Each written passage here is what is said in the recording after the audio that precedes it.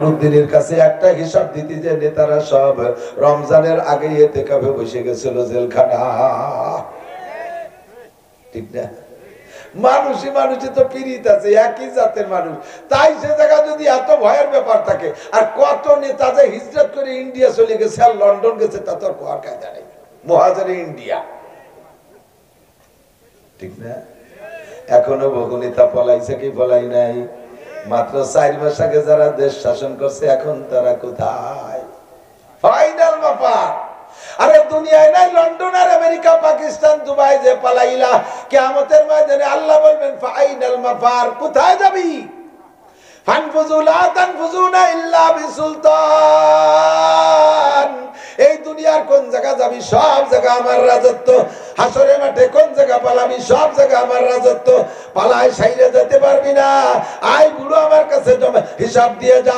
চার দোকানে বসে কতক্ষণ গল্প করছিস, আর মসজিদে কতটুকু সময় লাগাইছিস, মসজিদ মাদ্রাসায় কতটুকু সময় দিয়েছো, স্কুলে কতটুকু সময় দিয়েছো, কোরআন পড়তে কতটুকু সময় দিয়েছো, নভেল নাটক পড়তে কতটুকু সময় দিয়েছো, আরে জিকির ফিকিরে কতটুকু সময় দিয়েছো, মোবাইলের ফেসবুকের ভিতরে গেম খেলছো, আর তুমি কত কিছু করছো, এর জন্য কতটুকু সময় দিয়েছো, আমার হিসাব দিয়ে যা। হাসি উড়াই দিস না রে দাদা, তামাশা মনে করিস না। আল্লাহর কসম, ফাসাও বাতারা ইদান কাশাফাল গুবারো আবার আসুনতা হাতারিজলিকা আমহামারো। অন্ধকার কেটে গেলে প্রমাণ হবে তুমি ঘোড়ার পিঠে বসা না গাধার পিঠে বসা। অন্ধকারে ঝগড়া করতেছো, তুমি গল্প করতেছো আমি ঘোড়ার পিঠে, তুই গাধার পিঠে। কয় আর মাত্র 1 ঘন্টা পরে অন্ধকার কেটে যাবে, বেলা উঠবে, আলো হইলে দেখবি কে ঘোড়ার পিঠে আর কে গাধার পিঠে। তুমি যদি ইমানদার হয়ে যাও, তুমি যদি মুত্তাকিন পরহেজগার হয়ে যাও, হে দুনিয়ার মানুষ, তুমি যদি আমি আল্লাহর উপরে বিশ্বাস স্থাপন করো, আমি আল্লাহ আছি এই কথা তুমি স্বীকার করো, তুমি যদি এই বিশ্বাসটা অন্তরে বসায় নিতে পারো, ওয়াত্তাকাও, আর কিয়ামতে আমার সামনে দাঁড়িয়ে তোমার জীবনের 4টি মুহূর্তের ইমিগ্রেশন হবে। 4টি মুহূর্তের ইমিগ্রেশন হবে। বিমানে উঠতে চেক হয়, সেই বিমানের পরিভাষায় এই চেককে বলে ইমিগ্রেশন। 4টি ইমিগ্রেশন বিমানে হয়। 1 নম্বরে মাল ব্যাগেজের ইমিগ্রেশন হয়, 2 নম্বরে পাসপোর্ট ইমিগ্রেশন হয়, 3 নম্বরে টিকিট ইমিগ্রেশন হয়, 4 নম্বরে বডি ইমিগ্রেশন হয়। বডির ভিতরে কোনো অবৈধ কিছু আছে নাকি এটার একটা চেক হয়। এই 4টে চেকের পরে যদি পাস করতে পারেন, তাহলে আপনি বিমানে উঠতে পারবেন। দেশে বিদেশে যেখানে যাইতে চান যাইতে পারবেন। সেম কোয়ালিটি জান্নাতের বিমানে উঠে আপনি জান্নাতে যাবেন। তার আগে আল্লাহ পাকের দরবারে দাঁড়ায় 4টি ইমিগ্রেশন হবে। আমার বুড়ো বাবারা, যুবকরা, পর্দার আলের মামুনরা, কান খাড়া করে লক্ষ্য করবেন। 4টি ইমিগ্রেশনের ভিতরে 1 নম্বর আন উমরিহি ফিমা আফনা, হিসাবটা দিতে হবে কিন্তু আল্লাহর সামনে, অন্য কোন ফেরেশতার সামনে না। এই ইমিগ্রেশন ফেরেশতারা নেবে না, ইমিগ্রেশন নেবেন স্বয়ং আল্লাহ তাআলা। আল্লাহর সামনে দাঁড়িয়ে আপনার গোটা জীবনের হিসাব দেওয়া লাগবে। কোত্থেকে কিভাবে তুমি সময়টা অতিবাহিত করেছো। 15 বছর বয়সে সাবালেগ হইয়া 70-80 বছর পর্যন্ত আমার 1000 মণ চাউল খেয়েছো, কত মণ ডাউল খেয়েছো, কত গ্যালন পানি খেয়েছো, কত টপ তেল পান করেছো, কত কিছু ব্যবহার করেছো বান্দা, কত কাপড় চোপড় ব্যবহার করেছো। সবই আমার দেয়া নিয়ামত। আমার নিয়ামত উপভোগ করে তুমি কার ইবাদত করেছো, কি করেছো, আমারে গোটা জিন্দেগির হিসাব দিয়ে যাও। দুনিয়ার মানুষের সামনে হিসাব দিতে গিয়ে এই বাংলার জমিনে সচক্ষে দেখেছি, চোখের সামনে দেখেছি। যারা মনে আছে একটু বলবেন। বর্তমান সরকার তো মোটামুটি শিথিল ভাবে তার এই তত্ত্ব অন্তর্বর্তীকালটা কাটায় যাচ্ছে, তার দায়িত্ব সে পালন করতেছে। ফাঁকে সামনে নির্বাচন দিয়ে সরে যেতে পারলে বাসে। কিন্তু এই আওয়ামী লীগের 15-16 বছরের আগে পরপর 3টে বছর চালাইছে 3 জন মানুষে, ফখরুদ্দিন, নিয়াজউদ্দিন, মঈনুদ্দিন। মনে আছে নাকি তত্ত্বাবধায়ক সরকারের আমল? সেই সময় আওয়ামী লীগ বিএনপি উভয় দলের নেতারা এই তত্ত্বাবধায়ক সরকারের কাছে হিসাব দিতে যে ধরা খাইছে। তার আগের সরকার ছিল বিএনপি, খালেদা জিয়া ছিল সরকার। সেই খালেদা জিয়া পর্যন্ত তত্ত্বাবধায়ক সরকারের সামনে দাঁড়াইয়া হিসাব দিতে পারে নাই, তার জেল খাটা লাগছে। আওয়ামী লীগের নেত্রীরা জেল খাটা লাগছে, উভয় দলের কত নেতাদের জেল খাটা লাগছে, মানুষের সামনে মানুষে দাঁড়াইয়া জবাব দিতে পারো নাই। এই তত্ত্বাবধায়ক ফখরুদ্দিন সরকারের কাছে নামাজের হিসাব দেওয়া লাগে নাই, রোজার হিসাব দেওয়া লাগে নাই, হজের হিসাব দেওয়া লাগে নাই, যাকাতের হিসাব দেওয়া লাগে নাই, তেলাওয়াতের হিসাব দেওয়া লাগে নাই, ফরজ ওয়াজিবের হিসাব দেওয়া লাগে নাই, জিনা ব্যভিচারী হিসাব দেওয়া লাগে নাই, মদ গাঁজা আবার হিসাব দেওয়া লাগে নাই। মাত্র একটা হিসাবে ধরা খেয়ে গেছে, হাজার হাজার মানুষ ধরা খেয়ে গেছে। হিসাবটা হলো আনমালিহি মিন আইনা ইকতাসাবা ফিমা আনফাকা। তুমি ঢাকায় আসলে গার্মেন্টসের চাকরি করতে, হঠাৎ করে আঙ্গুল ফুলে কলা গাছ, এই জায়গা 20 তলা দালান দিলে কি দিয়া? কতক্ষণ? এই একটা প্রশ্ন না? তুমি আসলে বিলাড়াড়ি পায়ে হেঁটে আসলে বাড়ি বাড়ি থেকে ঢাকা আসার জন্য তোমার ভাড়ার টাকা ছিল না, পদ্মা নদী তুমি কোনো মতে ফেরিতে ফাঁকি ফুকি দিয়ে পার হইয়ে এরপরে মানিকগঞ্জের মধ্যে দিয়ে বিলাড়াড়ি ঢাকায় আসলা। এখন তুমি হেলিকপ্টারে বাড়ি যাও, এই টাকা তোমারে কে দিল? তোমার নামে কোন অ্যাকাউন্টের মাধ্যমে কি আসমান থেকে টাকা ঢুকছে? একটা হিসাব আমারে দিয়ে যাও। ফখরুদ্দিনের কাছে একটা হিসাব দিতে যে নেতারা সব রমজানের আগে এতে কাপে বসে গেছিল জেলখানা। ঠিক না? মানুষই মানুষে তো পীড়িত আছে, একই জাতের মানুষ। তাই সে জায়গা যদি এত ভয়ের ব্যাপার থাকে, আর কত নেতা যে হিজরত করে ইন্ডিয়া চলে গেছে আর লন্ডন গেছে, তা তো আর কোয়ার কায়দা নেই। মুহাজিরে ইন্ডিয়া, ঠিক না? এখনো বহু নেতা পলাইছে কি পলাই নাই? মাত্র 4 মাস আগে যারা দেশ শাসন করছে, এখন তারা কোথায়? ফাইনাল ব্যাপার। আরে দুনিয়ায় নাই লন্ডন আর আমেরিকা, পাকিস্তান, দুবাই যে পালাইলা, কিয়ামতের ময়দানে আল্লাহ বলবেন ফাইনাল মাফার, কোথায় যাবি? ফানফুজু লা তানফুজুনা ইল্লা বিসুলতান। এই দুনিয়ার কোন জায়গা যাবি? সব জায়গা আমার রাজত্ব। হাসরের মাঠে কোন জায়গা পালাবি? সব জায়গা আমার রাজত্ব। পালায় সাইরে যেতে পারবি না। আই বুড়ো আমার কাছে হিসাব দিয়ে যা। চার দোকানে বসে কতক্ষণ গল্প করছিস, আর মসজিদে কতটুক সময় লাগাইছিস, মসজিদ মাদ্রাসায় কতটুক সময় দিয়েছো, স্কুলে কতটুক সময় দিয়েছো, কোরআন পড়তে কতটুক সময় দিয়েছো, নভেল নাটক পড়তে কতটুক সময় দিয়েছো, আরে জিকির ফিকিরে কতটুক সময় দিয়েছো, মোবাইলের ফেসবুকের ভিতরে গেম খেলছো, আর তুমি কত কিছু করছো, এর জন্য কতটুক সময় দিয়েছো, আমার হিসাব দিয়ে যা। হাসি উড়ে দিস না রে দাদা, তামাশা মনে করিস না। আল্লাহর কসম, ফাসাও বাতারা ইদান কাশাফাল গুবারো আবার আসুনতা হাতারিজলিকা আমহামারো। অন্ধকার কেটে গেলে প্রমাণ হবে তুমি ঘোড়ার পিঠে বসা না গাধার পিঠে বসা।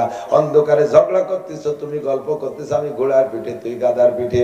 কয় আর মাত্র 1 ঘন্টা পরে অন্ধকার কেটে যাবে, বেলা উঠবে, আলো হইলে দেখবি কে ঘোড়ার পিঠে আর কে গাধার পিঠে। মর্দমারা সরবসরদার খাবেদা গাছতে বেদারা কেউ রব আজজাহা। দুনিয়ায় যতদিন আছো ঘুমাই আছো, চক্ষু বন্ধ করে কবরে গেলে ঘুম ভাঙবে, ফেরেশতার সাথে দেখা হবে, জান্নাত দেখতে পারবা, জাহান্নাম দেখতে পারবা। সেই সময় বুঝবা এই কথাগুলো কি সত্য কি মিথ্যা। 2 নম্বরে বিগড়ে চলে যুবক, আন শাবাবিহি ফিমা আবলা। মূল্যবান একটা সময় তোরে দিয়েছিলাম, তোর যৌবন কালের হিসাব দে। যতই শীত হোক আর গরম হোক, যত বড় কঠিন শীত হোক, যৌবনে রক্তের গরম থাকে, গায়ের ভিতরে দাহ থাকে, শেষ রাত্রে উঠা তুমি ঠান্ডা পানিতে গোসল করে দাঁড়িয়ে খাড়িয়ে তাহাজ্জুদের নামাজ পড়তে পারো। মাঝখানে আপনাদের 3-4 জন যে বাদাম খাচ্ছেন, যে কয়জন আপনাকে কারণে ওয়াজে ডিস্টার্ব হচ্ছে আমার। অবশ্যই আপনার শিক্ষিত বুদ্ধিমান চেহারাই কয়, কিন্তু এত বড় বোকা কাজ করবেন এই তো আমি ভাবতে পারি। আমি মেহমান, আমারে বকাচ্ছেন, আমারে কটা দেন, আমিও খাই, পরে ওয়াজ হবে, নাহলে হবে না। 1 লক্ষ মানুষ নীরবে বয়ান শুনবে, একজন মানুষ উল্টো পাল্টা করলে কথা আসে না। আমি বিশ্বনবী মুহাম্মদ রাসূলুল্লাহ বয়ানে আটকে গেছে। জিবরাইলকে হুজুর ওয়াজ করেন, বাড়তি ছিল ওই 1 লোকের কারণে। লোক কি হচ্ছে? ওই লোক বসে খালি যে ফুটফুট করে বাদাম খায়, খেজুর খায়, আর এই কদুর বিচি, সৌদি আরবে কুমড়োর বিচি, কদুর বিচি, সিমির বিচি, এগুলো খায় অনেক আগে।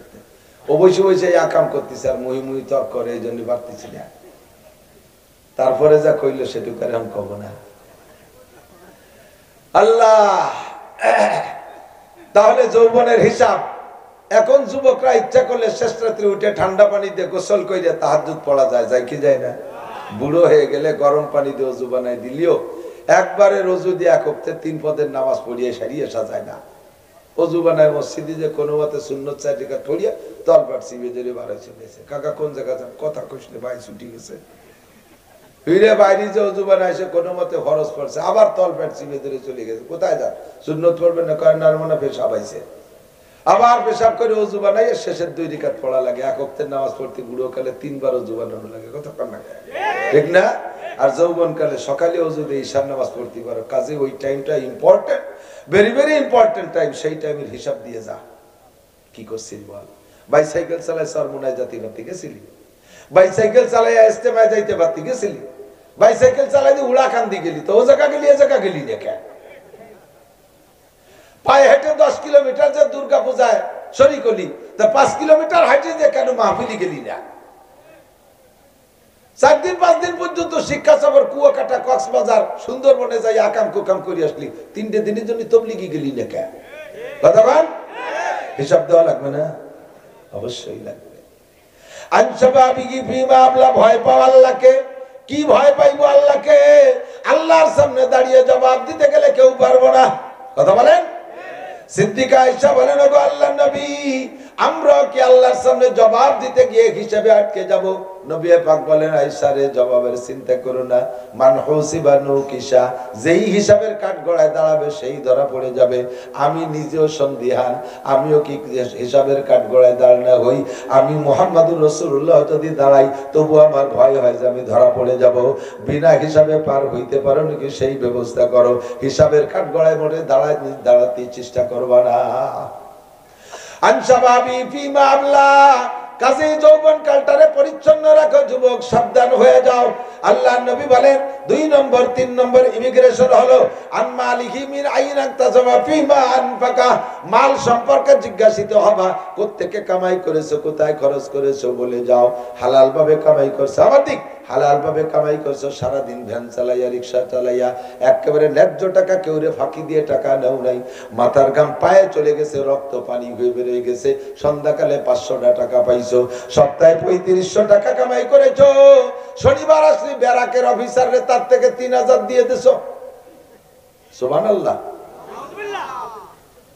কামাই করছো হালাল ভাবে, খরচ করছো BRAC, Adams, Caritas, BR division, Nirban, Jagorani Chakra, ASA, Proshika, গ্রামীণ ব্যাংকের অফিসারকে কিস্তি শোধ দিছো। এইটা অবৈধভাবে খরচ করছো। হয়তো তাদের কাছ থেকে টাকা আইনা তুমি ঘর বাড়ি দালান কোঠা বানাইছো, জমি কিনছো, পরে নিজে হালাল ভাবে পরিশ্রম করে টাকা কামাই করে সেই সুদে দিনা শোধ দিছো। এইটা তুমি অন্যায় করেছো। চুরি করে, ডাকাতি করে কামাই করেছো। আরে ঘুষ খাইয়া মোটা টাকা কামাই করে কাবা ঘরের গিলাপ বানাই দিছো। আল্লাহ, আমি কাবা ঘরে গিলাম দেবো। তুই কিসের চাকরি? পুলিশের চাকরি। তোর বেতন কত? 25,000 টাকা।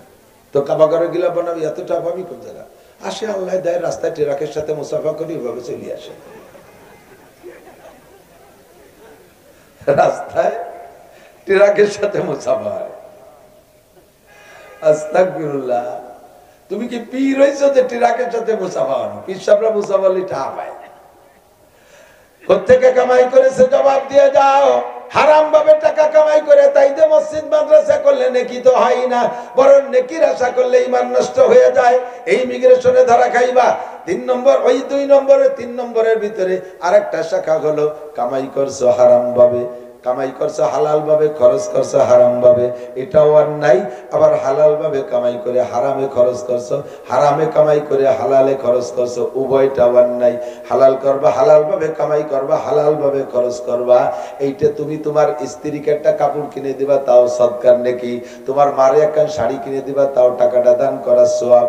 তোমার স্ত্রীকে তুমি একখান নাকের দুল কিনে, নাকের ফুল কিনে দিবা, কানের দুল কিনে দিবা, তাতে তোমার আমল নামায় 7 ভরি স্বর্ণ আল্লাহর রাস্তায় দান করার নেকি হইয়া যায়। হাত্তাল লুকমাতে ফিফি হে, এমন কি কোন মহিলা যদি তার স্বামীর মুখে 1 লুকমা খানা তুলে দেয়, 1 লুকমা খানা তুলে দেয়, একটা ডালিমের দানা স্বামীর মুখে তুলে দেয়, একটা কুল বরই স্বামীর মুখের মধ্যে দিয়ে দেয়, একটা কমলা লেবুর দানা স্বামীর মুখে মোহাম্মতের সাথে তুইলা দেয়, আল্লাহর নবী বলেন ওই মহিলার আমল নামায় 7 ভরি স্বর্ণ আল্লাহর রাস্তায় সদকা করার নেকি লেখা হইয়া যায়। হালাল পন্থায় উপার্জন করলে এই নাকি। 5 নম্বর ইমিগ্রেশন হবে 4 নম্বর ইমিগ্রেশন হবে। বন্ধু ভালো করে মনে রাখো, মাযা আমিলা বিমা আলিমা, সন্ধ্যা থেকে পর্যন্ত বছরে 8টা 10টা মাহফিল শোনেন, বক্তারা যার যার কায়দায় তার ইলম উন্মুক্ত করে দিয়ে আপনাদের সামনে বয়ান করে। শুনতে শুনতে 10 জন বক্তার বয়ান শুনলে আপনার ব্যক্তি জীবনে যত ইলমের দরকার সবই আপনার জানা হয়ে গেছে, কিছু বাকি নেই। এই কথাগুলো বহুবার শুনেছেন আমাদের কাছ থেকে। যে কথাগুলো শুনেছো তারপর আমল করছো কতটুকু কইয়া যাও, জানছো যেটা আমল করছো কতটুকু। হে যুবক আমার দিক তাকাও, আল্লাহ পাক বলে ওয়ালা আন্না আহলাল কুরআন আমানু ওয়াত্তাকাও, যদি আমারে বিশ্বাস করো আর আমাকে এই ব্যাপারে ভয় পাও তাহলে তুমি কখনো কোনো ফরজ ছাড়তে পারবে না। আল্লাহকে যে বিশ্বাস করে আল্লাহর সামনে দাঁড়িয়ে জবাব দেওয়া লাগবে, এই ব্যাপারে যার অন্তরে ভয় আছে ওই লোকটা নামাজ ছাড়তে পারে না। কথা বলেন পারে? ওই লোকটা ফজরে ঘুমায় থাকতে পারে না, কোন ওয়াক্তের নামাজ ছাড়তে পারে না, ফরজ রোজা ছাড়তে পারে না, হজ ফরজ হইলে ছাড়তে পারে না, যাকাত ফরজ হইলে না দিয়ে পারবে না, কখনো ফরজ তরক করতে পারে না, ওই লোকটা জিনা ব্যভিচার করতে পারে না, ওই লোকটা পরের জমি জাল দলিল করতে পারে না, ওই লোকটা আইল ঠেলে ফসল কাটিয়ে আনতে পারে না, ওই লোকটা মিথ্যে কথা বলতে পারে না। যার ভয়ে আল্লাহর প্রতি বিশ্বাসের ভয় আছে ওই লোকটা মদ গাঁজা ইয়াবা ফেনসিডিল বিড়ি সিগারেট হুক্কা এগুলো মুখে দিতে পারে না। ওই লোকটা সুদের টাকা ঘুষের টাকা হাতে নিতে পারে না। যার ভিতরে আল্লাহর প্রতি বিশ্বাস আর আল্লাহর ভয় আছে। কথা বলেন? আল্লাহ কয় যখন তোমার ভিতরে আমার বিশ্বাস আর আমার ভয় হবে, অন্যায়গুলো করবা না, ন্যায়গুলো ছাড়বা না, তখন আমি আল্লাহর উপরে ওয়াজিব দায়িত্ব হয়ে যায়। লাফাতাহনা আলাইহিম বারাকাতিম মিনাস সামাই ওয়াল আরদ, আসমান থেকে বরকত, আসমান থেকে রহমত, জমিন থেকে বরকত। বলেন আসমান থেকে রহমত, জমিন থেকে বরকত।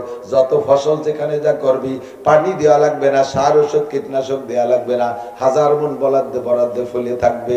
যার বাস্তব চাক্ষুষ প্রমাণ মাঝে মাঝে বলি, আফগানিস্তানের খবর নিয়ে দেখেন, আফগানিস্তানের খবর নিয়ে দেখেন, শতভাগ কোরআনী আইন বাস্তবায়ন হচ্ছে। চোর ধরা পড়লে হাত কাটা, জিনা ধরা পড়লে পাথর মারা, চাবুক মারা জারি হয়ে গেছে। মহিলারা বেপর্দা করতে পারবে না, পুরুষরা দাড়ি কাটতে পারবে না, এতাতি তাবলীগ চলবে না, আহলে হাদিসের কার্যক্রম চলবে না। সম্পূর্ণ কোরআন সুন্নাহ। তারা চেয়ারে বসে সংসদ অধিবেশন করে না, মন্ত্রীরা এভাবে পাটি বিছাইয়া, মাদুর বিছাইয়া, কার্পেট বিছাইয়া তারপর বসে বসে সংসদ অধিবেশন করে। নামাজের রক্ত হইলে একজন বেনামাজি থাকতে পারবে না। স্কুল কলেজ ইউনিভার্সিটিতে নারীদের ব্যবস্থা আলাদা, পুরুষের ব্যবস্থা আলাদা, যার যার কায়দায় নামাজের সুন্দর ব্যবস্থা। সরকার সুন্দর করে শরীয়তের বিধান বাস্তব আদায় করে নিচ্ছে। আল্লাহ পাক কি দিচ্ছে শুনলে আশ্চর্য হবেন। আজ থেকে 3 বছর আগে যেই ডালিম গাছের ডালিম 1 কেজি ডালিম হইতে 4-5টা ডালিম লাগতো, এখন সেই গাছ সেই জায়গায় আছে, এখন একটা ডালিমে 1 কেজি হইয়া গেছে। আসমান থেকে রহমত, জমিন থেকে বরকত। এই যুদ্ধের কারণে আফগানিস্তানে আর একটা চাষ আছে, সেটা হলো জাফরানের চাষ। জাফরান শোনেন না? জাফরানের চাষ। এই জাফরানের চাষ ওই দেশে বিশাল চাষ, বহুত কোটি কোটি টাকা তার থেকে আসে। বোমা মারতে মারতে গোলা বারুদের কারণে জাফরানের গাছগুলো আপনাদের পাছার নিচে খেয়ার যেমন এইরকম হয়ে গেছিল।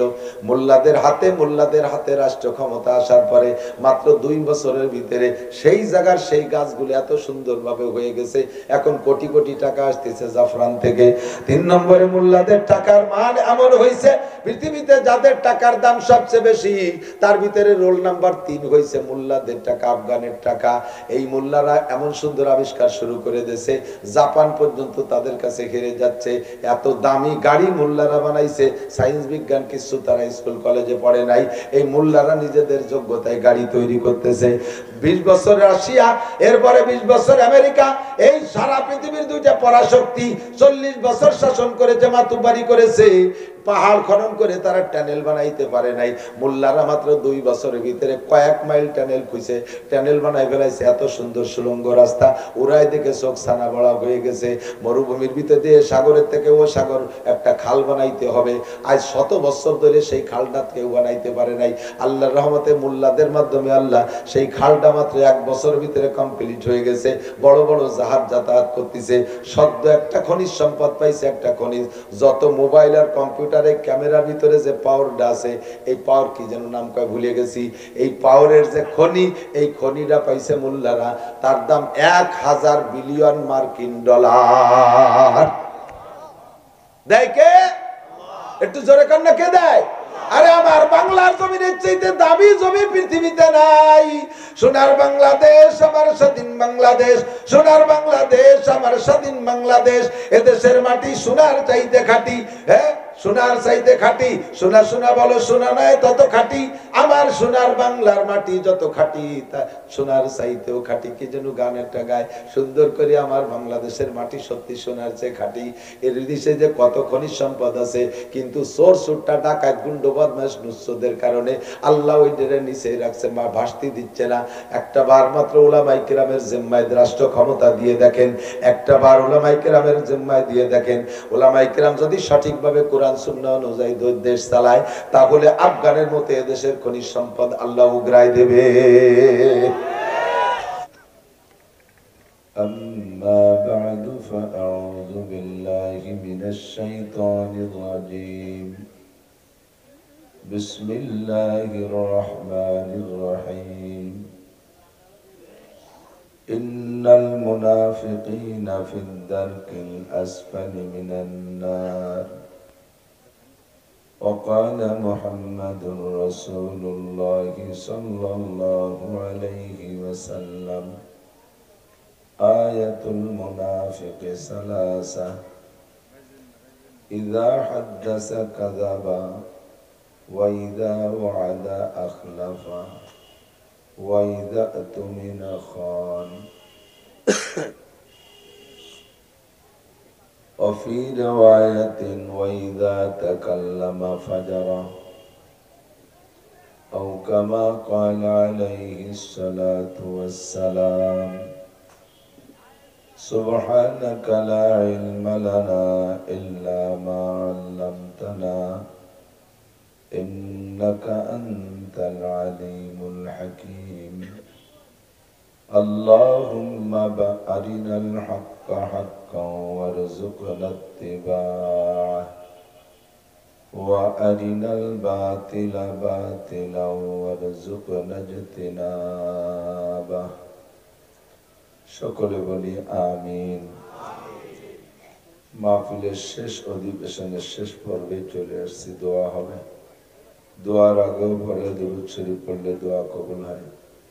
আগের দুরূদ শরীফ আমরা একটু আগেই পড়ে নেই, সবাই জবান খুলে পড়ব। চুপ করে বাদাম খাইলে এই দুরূদের ফজিলত পাওয়া যাবে না। যেই পড়বে সেই ফজিলত পাবে, তার উপরে এই মুহূর্তে 10টি রহমত নাজিল হবে। আমল নামা থেকে 10টি গুনাহ মাফ করে দেওয়া হবে, নতুন করে আমল নামায় 10টি নেকি লিখে দেওয়া হবে। নামাজের মধ্যে যে দুরূদ শরীফ পড়ে থাকি সেই দুরূদ শরীফ পড়ব। আল্লাহুম্মা সাল্লি আলা মুহাম্মাদিন ওয়া আলা আলি মুহাম্মাদ কামা সাল্লাইতা আলা ইব্রাহিম ওয়া আলা আলি ইব্রাহিম إنك حميد مجيد اللهم بارك على محمد وعلى آل محمد كما باركت على إبراهيم وعلى آل إبراهيم إنك حميد مجيد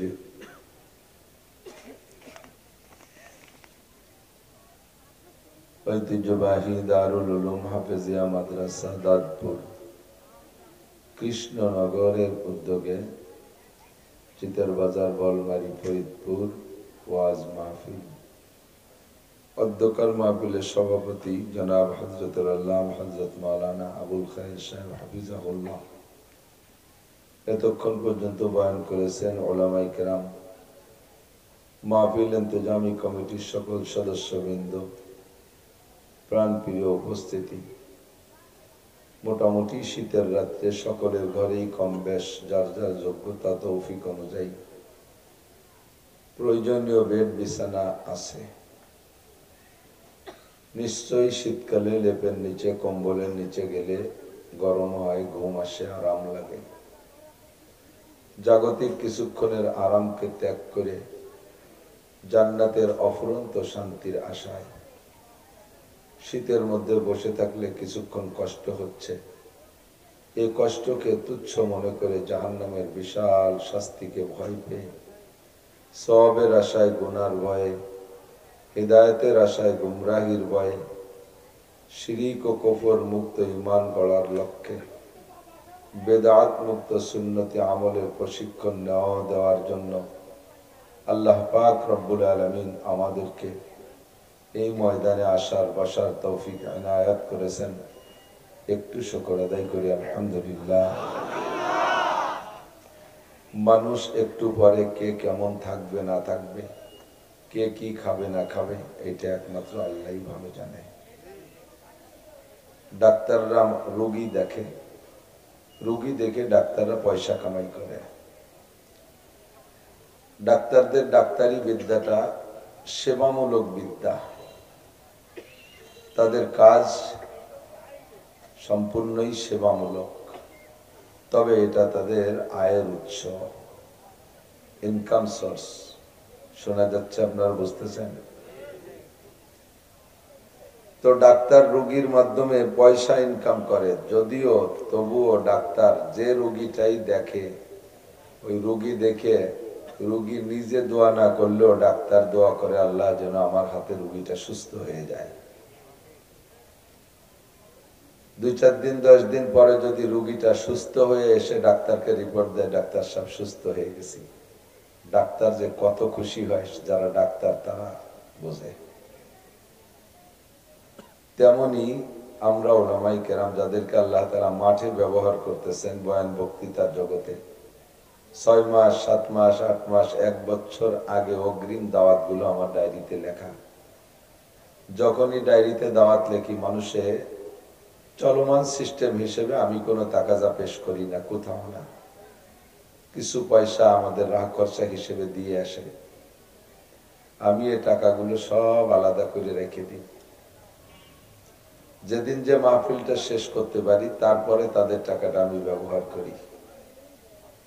তার আগ পর্যন্ত আমি দোয়া করতে থাকি, আল্লাহ আমি ওয়াদা করছি তাদের উপযুক্ত মাহফিলটা সুন্দরভাবে আমি করে আসতে পারি, এ তৌফিক আমাকে দিও। কর্তৃপক্ষরাও আমাদের জন্য অনেক দোয়া করে, নইলে যেভাবে পরিশ্রম করি এই পরিশ্রমের পরে টিকে থাকা বড় কঠিন। যত্নের অভাব নাই, খাবারের অভাব নাই, আদরের অভাব নাই, আহ্লাদের অভাব নাই, কিন্তু কিছুই উপভোগ করতে সুযোগ পাই না। পুরোটা শীতকাল চলে যায়, প্রত্যেকটা মানুষেরই নিজস্ব বিছানায় একটু পিঠ দিয়ে আরামে ঘুমানোর শখ হয় এবং সব মানুষই এই আরামটা করে থাকে। স্ত্রী থাকলে তার কাছে রাতের বেলা একটু ঘুমাইতে পারলে তাদের অনেক মজা লাগে। বক্তাদের কপালে শীতকালে সেই ভাগ্য হয় না। সারাটা জীবন এই শীতকাল গুলো চলে যায় রাস্তায় রাস্তায়, সবাই শুয়ে পড়ার পরে রাস্তায় থাকি 3 দল। আমরা বক্তারা রাস্তায় থাকি, আর পুলিশরা থাকে, এই পেট্রোল ডিউটির পুলিশরা, আর কিছু শিয়ালের সাথে দেখা হয় রাতে আমাদের সাথে। এভাবেই ঘুরে ঘুরে দেখলাম যে রাস্তায় আর কেউ নেই, আমরা 3 দলই আছি। অনেক দিন আগে আমার আব্বা সম্ভবত খুব অসুস্থ অথবা মারা গিয়েছিলেন, এমন কোন অ্যাক্সিডেন্টে এই মাঠে দাওয়াত দিয়েছিল আহমেদ জামাল সাহেব, আমি আসতে পারিনি, আমিও ভুলে গেছি। ওজোর জানাইলে তারা মেনে নেছে, কোনো সমস্যা নেই। তারপরে এবছরে এই দাওয়াতটা সময় মতো না, আরেকটা জায়গা দাওয়াত ছিল, সেই দাওয়াত তারা সুযোগ দেওয়ার কারণে সুযোগ পেয়েছি, ওইটা তারা পরিবর্তন করে নেছে। সেই সুবাদে মৌলানা শফিক সাহেব লাইন করে আপনাদের এখানে ডেটটা তৈরি করে দিয়েছে। তো লম্বা একটা সফর চলে গেছে, কারগুজারি বলা মাকসাদ না, আমি দুর্বল, সে দুর্বলতার কারণে আমি কতটুকু পারবো এটা জানি না। যদি কম হয়ে যায় আপনারা অভিযোগ করবেন না, এই জন্য আমার দুর্বলতাটা আগে ব্যক্ত করতেছি। সিলেট, চট্টগ্রাম, টাঙ্গাইল, ময়মনসিংহ, ঢাকা ঢুকো দিয়ে একটানা 7 দিন 8 দিন সফর করে এসে এত ক্লান্ত হয়ে গেছে। বিমানে গেছি অনেক জায়গায়, তারপরে আবার বাসে, গাড়িতে, মোটর সাইকেলে দৌড়দৌড়ি করে ঠান্ডা গলা টলা বসে গেছে। আমি আপনাদের কাছে দোয়া চাই, স্বল্প অল্প কথার ভিতরে আল্লাহ তাআলা আমাদের সকলকে হিদায়াত নসিব করে, বলেন আমিন। সময় পরিবর্তনশীল। ছোটবেলায় আমাদের যার যেমন রুচি ছিল, এখন যারা যতটুকু বড় হয়েছি সেই শিশুকালের ছোটবেলার রুচি কি আছে? ছোটবেলায় 5, 7, 4, 5, 6, 7, 8 এর ভিতরে একটা রুচি ছিল। কেমন রুচি ছিল? দেশে যখন যে ফল হয় ওই ফল আগ ফল কিরা খেতে পারে, খেজুর খাইয়ে পারলাম। আমি তোকে সবাই আগে খেজুর খাইছি। কবে খাইছি? গত শনিবারে। আমি 15 দিন আগে মাম বাড়িতে খাইয়েছি। এইগুলো একটা পাল্লা চলতো। সিম খাইছিস কিরা? কত আগে? আমি সবাই আগে খাইছি। এই নিয়ে পাল্লা চলতো। এখন বয়স বেড়ে যাওয়ার পরে সেই জালি খেজুর, কুশো, সিম, আমের গুটি এইগুলো খার পাল্লা মন আছে নাকি? ধীরে ধীরে সব পরিবর্তন হয়ে গেছে না? এমন করে আশাবা সগীরা ওয়া আফনাল কাবীর কাদরুল গদাতে আমারুল আশি, সকাল বিকাল দিন রাতের পরিবর্তনের সাথে সাথে মানুষের রুচি ও চাহিদার পরিবর্তন হয়। এক সময় যুবক বয়সে যখন মাঠে ময়দানে আসতাম তখন সওয়াব হবে না, নেকি হবে না, গুনাহ হবে ওই চিন্তা না, মানুষের কাছে গ্রহণযোগ্যতা অর্জন করতে হবে, মাঠ দখল করতে হবে। কারণ ওয়াজের মাঠ ফার্স্ট ক্লাস একটা মাঠ, মাইক ধরতে পারলে টাকা, কিভাবে দখল করা যায় সে ভাইরাল হওয়ার বড় চিন্তা ছিল। কিন্তু সেকালে ইউটিউব ছিল না বিদায় অত আগে ভাইরাল হইতে পারিনি। আর এখন ইউটিউবের যুগ আসছে, ভাইরাল হওয়ার শখ নেই।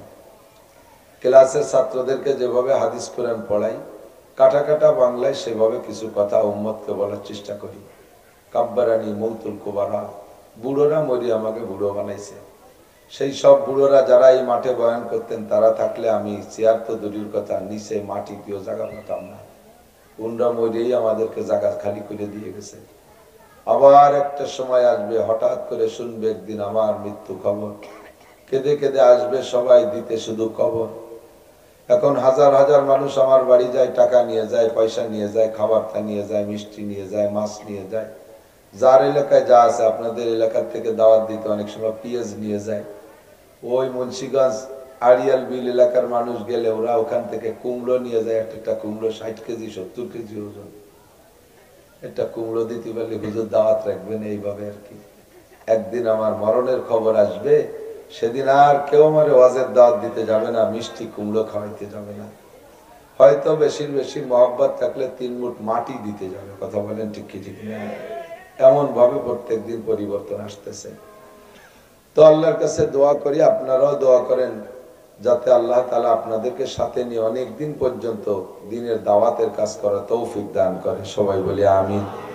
আমিও দোয়া করি আজকে যেমন মহব্বতের শীতের মধ্যে বসে আছেন, যেন আল্লাহ তাআলা কিয়ামতে আমাকে আপনাকে এই মহব্বতের ভালোবাসা নিয়ে একই সাথে জান্নাতে যাওয়ার তৌফিক দান করে। বলি আমিন। আমিও যেমন বয়ান করতেছি, হুজুর আলাইহিস সালামও বয়ান করতেন। হুজুরের বয়ানের শেষ বয়ান বিদায় হজ। বিদায় হজে হুজুর আলাইহিস সালামের পর একটা আয়াত নাজিল হলো। ওই হজের বয়ানের খুতবার ভিতরেই আল-ইয়াউমা আকমালতু লাকুম দীনাকুম ওয়া আতমামতু আলাইকুম নি'মাতি ওয়া রাদিতু লাকুমুল ইসলাম দীনা। আল্লাহ পাক বললেন, আজকে এই মুহূর্তে এক্ষণ অর্ধকার দিবসে তোমাদের জন্য দ্বীনকে পরিপূর্ণ করে দেয়া হয়েছে, তোমাদের নিয়ামতকে পরিপূর্ণ করে দেয়া হয়েছে।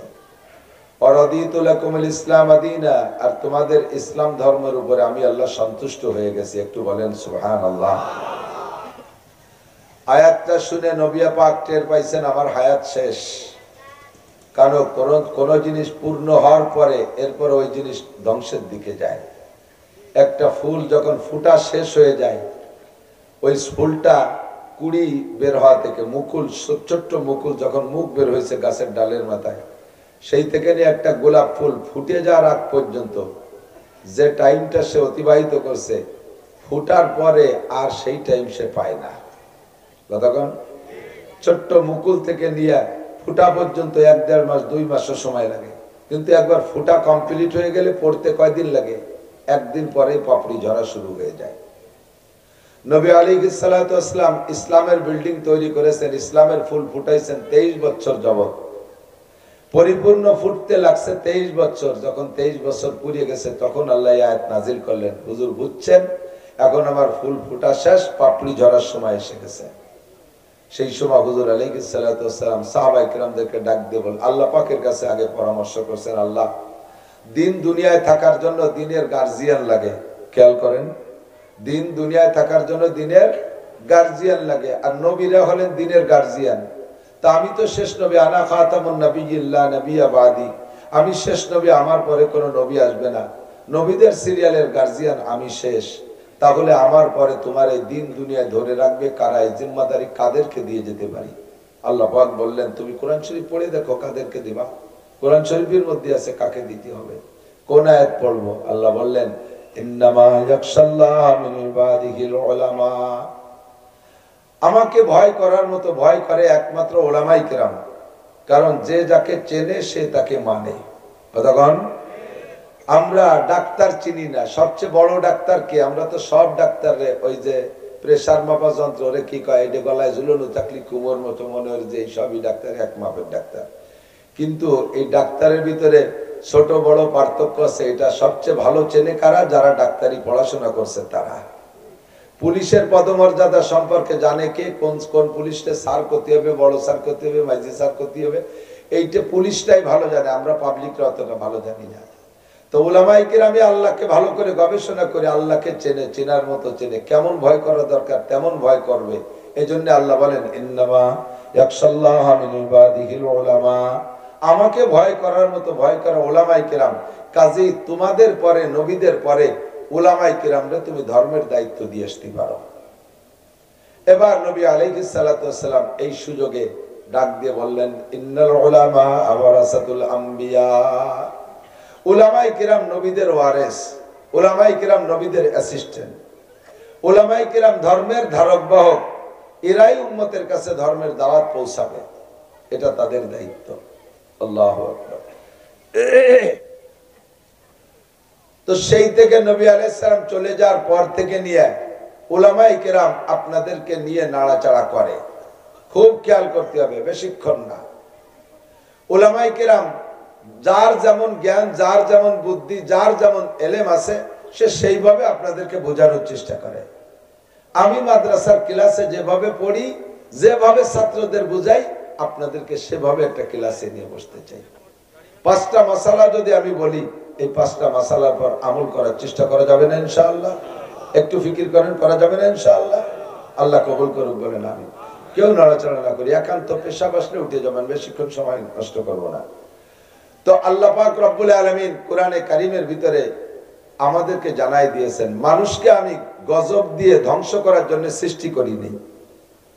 মানুষকে বানাইতে আল্লাহ তাআলা নিজ হাত ব্যবহার করেছেন, অন্য কিছু বানাইতে আল্লাহ হাত দিয়ে বানাই নাই। 5টা জিনিস বানাইছে হাত দিয়ে, আল্লাহর হাত দিয়ে। কয়টা? 5টা জিনিস বানাইছে আল্লাহ হাত দিয়ে। 1 নম্বরে আল্লাহর আরশ বানাইছে আল্লাহ হাত দিয়ে। 2 নম্বরে জান্নাতে আদন আল্লাহ। 2 নম্বরে আল্লাহর কলম, যেই কলম দিয়ে আল্লাহ তাআলা আসমানি কিতাব লেখেন এবং মানুষের তাকদীর লেখেন, এই কলমটা আল্লাহ তাআলা হাত দিয়ে তৈরি করেছেন।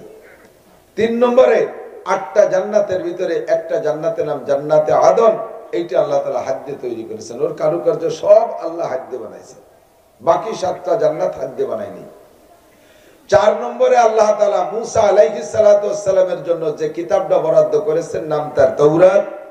জবরজাত পাথরে 12 হাত লম্বা 8 হাত চওড়া পাথরের গায়ে আল্লাহ তাআলা 1000 ভলিউমে 10 লক্ষ আয়াত নিজ হাতে কলম দিয়ে লিখেছেন। একটু বলেন আরেকবার সুবহানাল্লাহ। 5 নম্বর আদম আলাইহিস সালাম সহ কিয়ামত পর্যন্ত যত মানুষ আসবে, মুসলমান, অমুসলমান, হিন্দু, বৌদ্ধ, খ্রিস্টান, কাফের, মুশরিক, মুরতাদ, বেঈমান, ইহুদ, নাসারা, নাস্তিক যারা আছে, সমস্ত মানুষের মাথাটুক গলার উপরে টুক আল্লাহ নিজ হাত দিয়ে বানাইছে। আল্লাহ বলেন, যা আমি নিজ হাত দিয়ে বানাইছি তা ক্ষতিগ্রস্ত হবে, ধ্বংস হবে, এদেরকে আমি ধ্বংস করে দেব, বিপদে ফেলাবো, এইটা আমার কামনা না। আমি চাই তোমরা সবাই জান্নাতে যাও, বলেন আমিন। আল্লাহ চায় যে আমরা সকলে জান্নাতি হই, আমরা জাহান্নামী হব, এটা আল্লাহ চান না।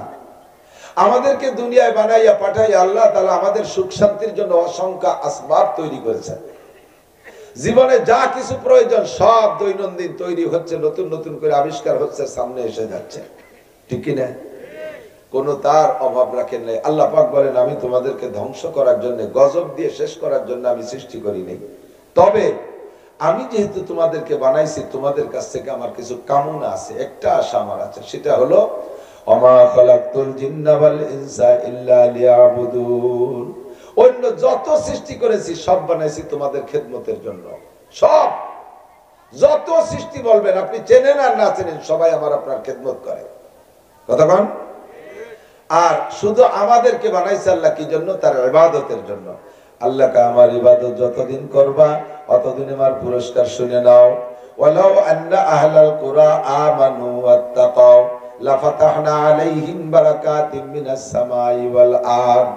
তুমি যদি ঈমানদার হয়ে যাও, তুমি যদি মুত্তাকিন পরহেজগার হয়ে যাও, হে দুনিয়ার মানুষ, তুমি যদি আমি আল্লাহর উপরে বিশ্বাস স্থাপন করো, আমি আল্লাহ আছি এই কথা তুমি স্বীকার করো, তুমি যদি এই বিশ্বাসটা অন্তরে বসায় নিতে পারো, ওয়াত্তাকাও, আর কিয়ামতে আমার সামনে দাঁড়িয়ে তোমার জীবনের 4টি মুহূর্তের ইমিগ্রেশন হবে, 4টি মুহূর্তের ইমিগ্রেশন হবে। বিমানে উঠতে চেক হয়, সেই বিমানের পরিভাষায় এই চেককে বলে ইমিগ্রেশন। 4টি ইমিগ্রেশন বিমানে হয়। 1 নম্বরে মাল ব্যাগেজের ইমিগ্রেশন হয়, 2 নম্বরে পাসপোর্ট ইমিগ্রেশন হয়, 3 নম্বরে টিকিট ইমিগ্রেশন হয়, 4 নম্বরে বডি ইমিগ্রেশন হয়। বডির ভিতরে কোনো অবৈধ কিছু আছে নাকি এটার একটা চেক হয়।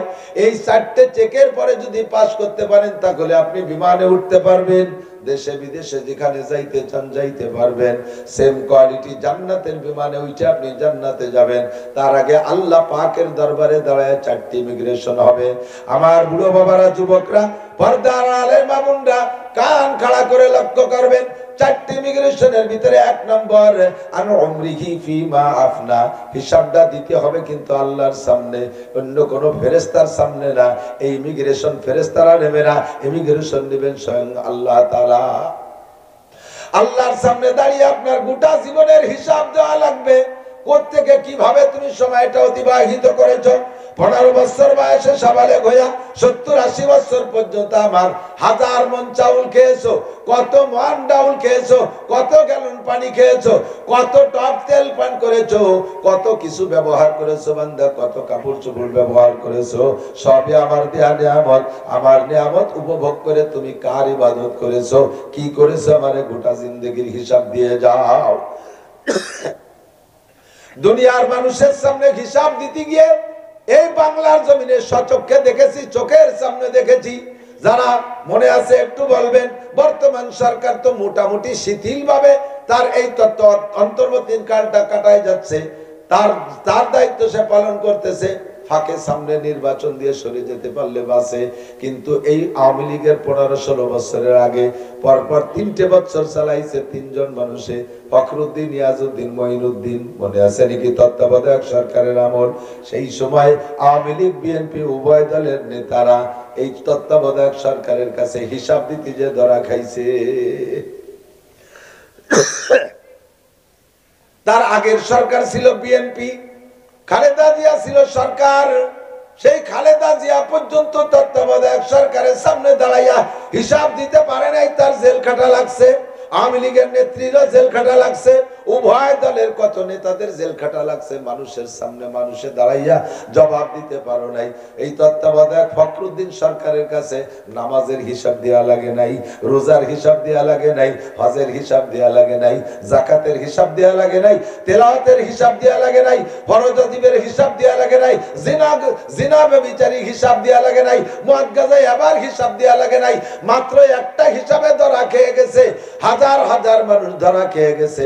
হিসাবটা হলো আনমালিহি মিন আইন ইকতাসাবা ফিমা আনফাকা। তুমি ঢাকায় আসলে গার্মেন্টসের চাকরি করতে, হঠাৎ করে আঙ্গুল ফুলে কলা গাছ, এই জায়গা 20 তলা দালান দিলে কি দিয়া? কতক্ষণ? এই একটা প্রশ্ন না?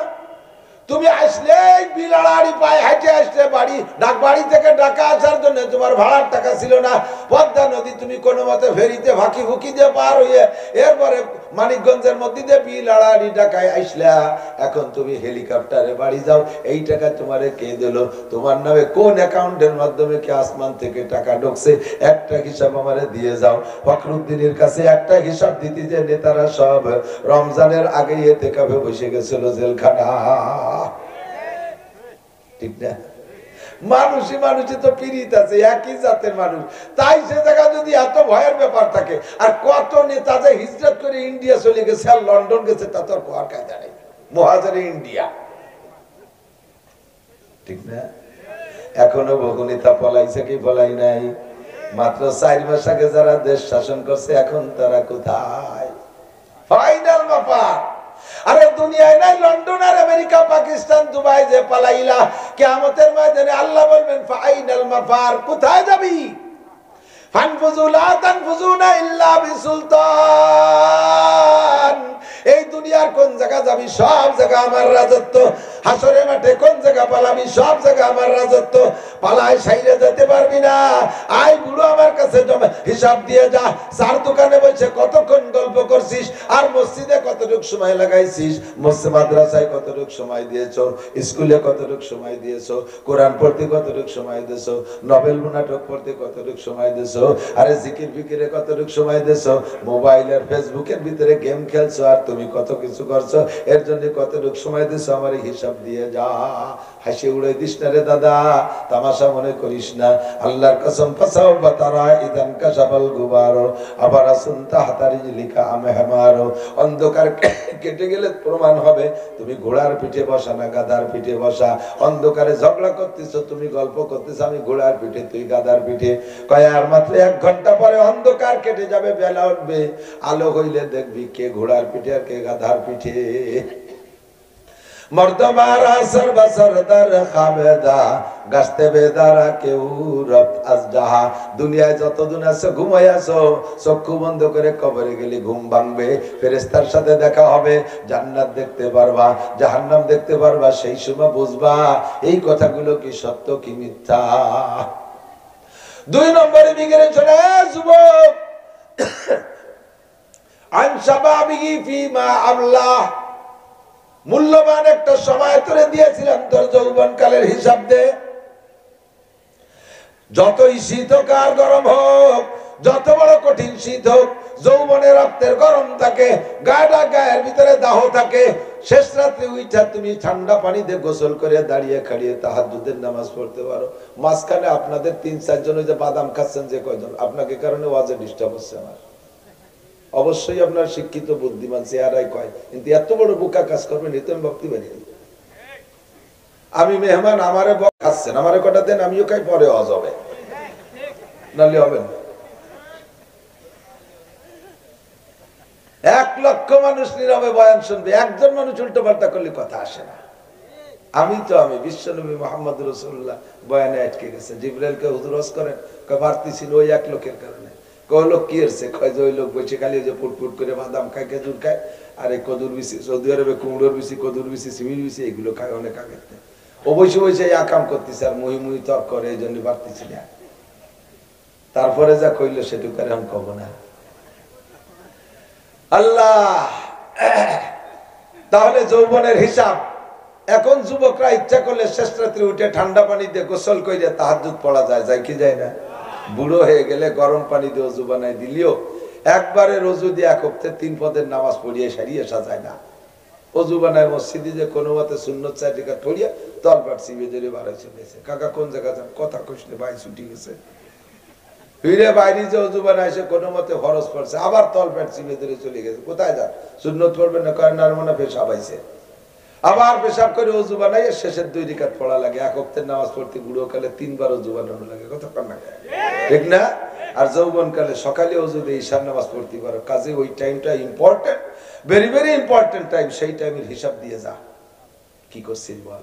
বাইসাইকেল চালায় সরমুনায় যাতে পারতে গেছিলি, বাইসাইকেল চালাই ইস্তেমায় যাইতে পারতে গেছিলি, বাইসাইকেল চালাই উড়াকান্দি গেলি, তো ও জায়গা গেলি এ জায়গা গেলি না কেন?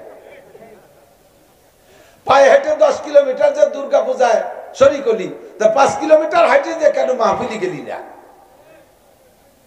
4 দিন 5 দিন পর্যন্ত শিক্ষা সফর কুয়াকাটা, কক্সবাজার, সুন্দরবনে যাই আকাম কুকাম করে আসলি, 3টে দিনের জন্য তবলিগি গেলি না কেন?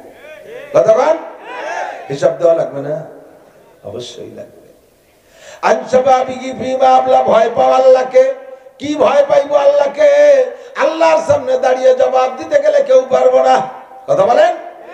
সিদ্দিকা আয়েশা বলেন, ওগো আল্লাহর নবী, আমরা কি আল্লাহর সামনে জবাব দিতে গিয়ে হিসাবে আটকে যাব? নবী পাক বলেন, আয়েশা রে, জবাবের চিন্তা করো না। মান হুসিবা নুকিসা, যেই হিসাবের কাঠগড়ায় দাঁড়াবে সেই ধরা পড়ে যাবে। আমি নিজেও সন্দিহান, আমিও কি হিসাবের কাঠগড়ায় দাঁড়ানো হই? আমি মুহাম্মাদুর রাসূলুল্লাহ যদি দাঁড়াই, তবু আমার ভয় হয় যে আমি ধরা পড়ে যাব। বিনা হিসাবে পার হইতে পারো নাকি সেই ব্যবস্থা করো। হিসাবের কাঠগড়ায় মোটে দাঁড়াতে চেষ্টা করবা না।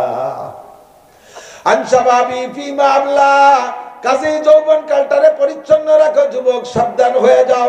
আল্লাহর নবী বলেন 2 নম্বর 3 নম্বর ইমিগ্রেশন হলো আনমালিহি মিন আইন আনতাসাবা ফিমা আনফাকা, মাল সম্পর্কে জিজ্ঞাসিত হবা, কোত্থেকে কামাই করেছো, কোথায় খরচ করেছো, বলে যাও।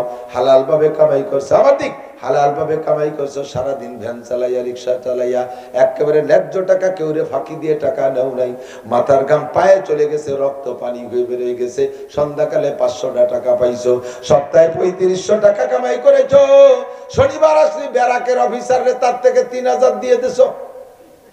সুবহানাল্লাহ। কামাই করছো হালাল ভাবে, খরচ করছো BRAC, Adams, Caritas, BR division, Nirban, Jagorani Chakra, ASA, Proshika, গ্রামীণ ব্যাংকের অফিসারকে কিস্তি শোধ দিছো, এইটা অবৈধভাবে খরচ করছো। হয়তো তাদের কাছ থেকে টাকা আইনা তুমি ঘর বাড়ি দালান কোঠা বানাইছো, জমি কিনছো, পরে নিজে হালাল ভাবে পরিশ্রম করে টাকা কামাই করে সেই সুদে দিনা শোধ দিছো, এইটা তুমি অন্যায় করেছো। চুরি করে ডাকাতি করে কামাই করেছো, আরে ঘুষ খাইয়া মোটা টাকা কামাই করে কাবা ঘরের গিলাপ বানাই দিছো। আল্লাহ আমি কাবা ঘরে গিলাম দেবো, তুই কিসি চাকরি, পুলিশের চাকরি, তোর বেতন কত, 25,000 টাকা, তো কাবা ঘরে গিলাম বানাবি, এত টাকা পাবি কোন জায়গা? আসে আল্লাহ দেয়, রাস্তায় ট্রাকের সাথে মুসাফা করি, ওইভাবে চলে আসে, রাস্তায় ট্রাকের সাথে মুসাফা হয়। আস্তাগফিরুল্লাহ। তুমি কি পীর হইছো যে ট্রাকের সাথে মুসাফা হনো? পীর সাহেবরা মুসাফা হলে টাকা পায়। কোত্থেকে কামাই করেছে জবাব দিয়ে যাও। হারাম ভাবে টাকা কামাই করে তাই যে মসজিদ মাদ্রাসা করলে নেকি তো হয় না, বরং নেকির আশা করলে ঈমান নষ্ট হয়ে যায়। এই ইমিগ্রেশনে ধরা খাইবা। 3 নম্বর, ওই 2 নম্বরের 3 নম্বরের ভিতরে আরেকটা শাখা হলো কামাই করছো হারাম ভাবে, কামাই করছো হালাল ভাবে, খরচ করছো হারাম ভাবে, এটাও আর নাই। আবার হালাল ভাবে কামাই করে হারামে খরচ করছো, হারামে কামাই করে হালালে খরচ করছো, উভয়টাও আর নাই। হালাল করবা, হালাল ভাবে কামাই করবা, হালাল ভাবে খরচ করবা। এইটা তুমি তোমার স্ত্রীকে একটা কাপড় কিনে দিবা, তাও সদকার নেকি। তোমার মারে একখান শাড়ি কিনে দিবা, তাও টাকাটা দান করার সওয়াব। তোমার স্ত্রীকে তুমি একখান নাকের দুল কিনে, নাকের ফুল কিনে দিবা, কানের দুল কিনে দিবা, তাতে তোমার আমল নামায় 7 ভরি স্বর্ণ আল্লাহর রাস্তায় দান করার নেকি হইয়া যায়। হাত্তাল লুকমাতে ফিফি হে, এমন কি কোন মহিলা যদি তার স্বামীর মুখে 1 লুকমা খানা তুলে দেয়, 1 লুকমা খানা তুলে দেয়, একটা ডালিমের দানা স্বামীর মুখে তুলে দেয়, একটা কুল বরই স্বামীর মুখের মধ্যে দিয়ে দেয়, একটা কমলা লেবুর দানা স্বামীর মুখে মোহাম্মদের সাথে তুইলা দেয়, আল্লাহর নবী বলেন ওই মহিলার আমল নামায় 7 ভরি স্বর্ণ আল্লাহর রাস্তায় সদকা করার নেকি লেখা হইয়া যায়। হালাল পন্থায় উপার্জন করলে এই নাকি। 4 নম্বর ইমিগ্রেশন হবে, 4 নম্বর ইমিগ্রেশন হবে। বন্ধু ভালো করে মনে রাখো, মাদা আমিলা বিমা আলিমা, সন্ধ্যা থেকে পর্যন্ত বছরে 8টা-10টা মাহফিল শোনেন, বক্তারা যার যার কায়দায় তার এলেম উন্মুক্ত করে দিয়ে আপনাদের সামনে বয়ান করে। শুনতে শুনতে 10 জন বক্তার বয়ান শুনলে আপনার ব্যক্তি জীবনে যত এলেমের দরকার সবই আপনার জানা হয়ে গেছে, কিছু বাকি নেই। এই কথাগুলো বহুবার শুনেছেন আমাদের কাছ থেকে। যে কথাগুলো শুনেছো তারপর আমল করছো কতটুকু কইয়া যাও। জানছো যে আমল করছো কতটুকু? হে যুবক আমার দিক তাকাও। আল্লাহ পাক বলে ওয়ালা আন্না আহলাল কুরআন আমানু ওয়াত্তাকাও, যদি আমারে বিশ্বাস করো আর আমাকে এই ব্যাপারে ভয় পাও, তাহলে তুমি কখনো কোনো ফরজ ছাড়তে পারবে না। আল্লাহকে যে বিশ্বাস করে আল্লাহর সামনে দাঁড়িয়ে জবাব দেওয়া লাগবে, এই ব্যাপারে যার অন্তরে ভয় আছে ওই লোকটা নামাজ ছাড়তে পারে না। কথা বলেন পারে? ওই লোকটা ফজরে ঘুমায় থাকতে পারে না, কোন ওয়াক্তের নামাজ ছাড়তে পারে না, ফরজ রোজা ছাড়তে পারে না, হজ ফরজ হইলে ছাড়তে পারে না, যাকাত ফরজ হইলে না দিয়ে পারবে না, কখনো ফরজ তরক করতে পারে না। ওই লোকটা জিনা ব্যভিচার করতে পারে না, ওই লোকটা পরের জমি জাল দলিল করতে পারে না, ওই লোকটা আইল ঠেলে ফসল কাটিয়ে আনতে পারে না, ওই লোকটা মিথ্যে কথা বলতে পারে না। যার ভয়ে আল্লাহর প্রতি বিশ্বাসের ভয় আছে, ওই লোকটা মদ গাঁজা ইয়াবা ফেনসিডিল বিড়ি সিগারেট হুক্কা এগুলো মুখে দিতে পারে না। ওই লোকটা সুদের টাকা ঘুষের টাকা হাতে নিতে পারে না। যার ভিতরে আল্লাহর প্রতি বিশ্বাস আর আল্লাহর ভয় আছে। কথা বলেন? আল্লাহ কয় যখন তোমার ভিতরে আমার বিশ্বাস আর আমার ভয় হবে, অন্যায়গুলো করবা না, ন্যায়গুলো ছাড়বা না, তখন আমি আল্লাহর উপরে ওয়াজিব দায়িত্ব হয়ে যায়। লাফাতাহনা আলাইহিম বারাকাতিম মিনাস সামাই ওয়াল আরদ, আসমান থেকে বরকত, আসমান থেকে রহমত, জমিন থেকে বরকত। বলেন আসমান থেকে রহমত, জমিন থেকে বরকত। যত ফসল যেখানে যা করবি, পানি দেওয়া লাগবে না, সার ওষুধ কীটনাশক দেওয়া লাগবে না, হাজার মন বরাদ্দে বরাদ্দে ফলে থাকবে। যার বাস্তব চাক্ষুষ প্রমাণ মাঝে মাঝে বলি, আফগানিস্তানের খবর নিয়ে দেখেন, আফগানিস্তানের খবর নিয়ে দেখেন, শতভাগ কোরআনী আইন বাস্তবায়ন হচ্ছে।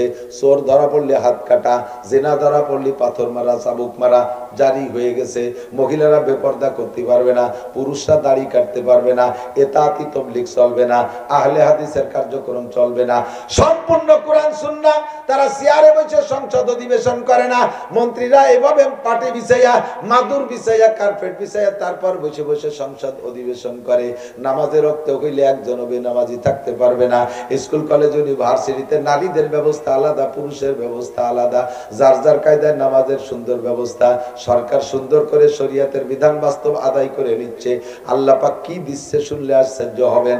আজ থেকে 3 বছর আগে যেই ডালিম গাছের ডালিম, 1 কেজি ডালিম হইতে 4-5টা ডালিম লাগতো, এখন সেই গাছ সেই জায়গায় আছে, এখন একটা ডালিমে 1 কেজি হইয়া গেছে। আসমান থেকে রহমত, জমিন থেকে বরকত। এই যুদ্ধের কারণে আফগানিস্তানে আর একটা চাষ আছে, সেটা হলো জাফরানের চাষ। জাফরান শোনেন না? জাফরানের চাষ। এই জাফরানের চাষ ওই দেশে বিশাল চাষ, বহুত কোটি কোটি টাকা তার থেকে আসে। বোমা মারতে মারতে গোলা বারুদের কারণে জাফরানের গাছগুলো আপনাদের পাছার নিচে খেয়ার যেমন এইরকম হয়ে গেছিল। মোল্লাদের হাতে রাষ্ট্র ক্ষমতা আসার পরে মাত্র 2 বছরের ভিতরে সেই জায়গার সেই গাছগুলো এত সুন্দরভাবে হয়ে গেছে, এখন কোটি কোটি টাকা আসতেছে জাফরান থেকে। 3 নম্বরে মোল্লাদের টাকার মান এমন হয়েছে, পৃথিবীতে যাদের টাকার দাম সবচেয়ে বেশি তার ভিতরে রোল নাম্বার 3 হয়েছে মোল্লাদের টাকা, আফগানের টাকা। এই মোল্লারা এমন সুন্দর আবিষ্কার শুরু করে দিয়েছে, জাপান পর্যন্ত তাদের কাছে হেরে যাচ্ছে।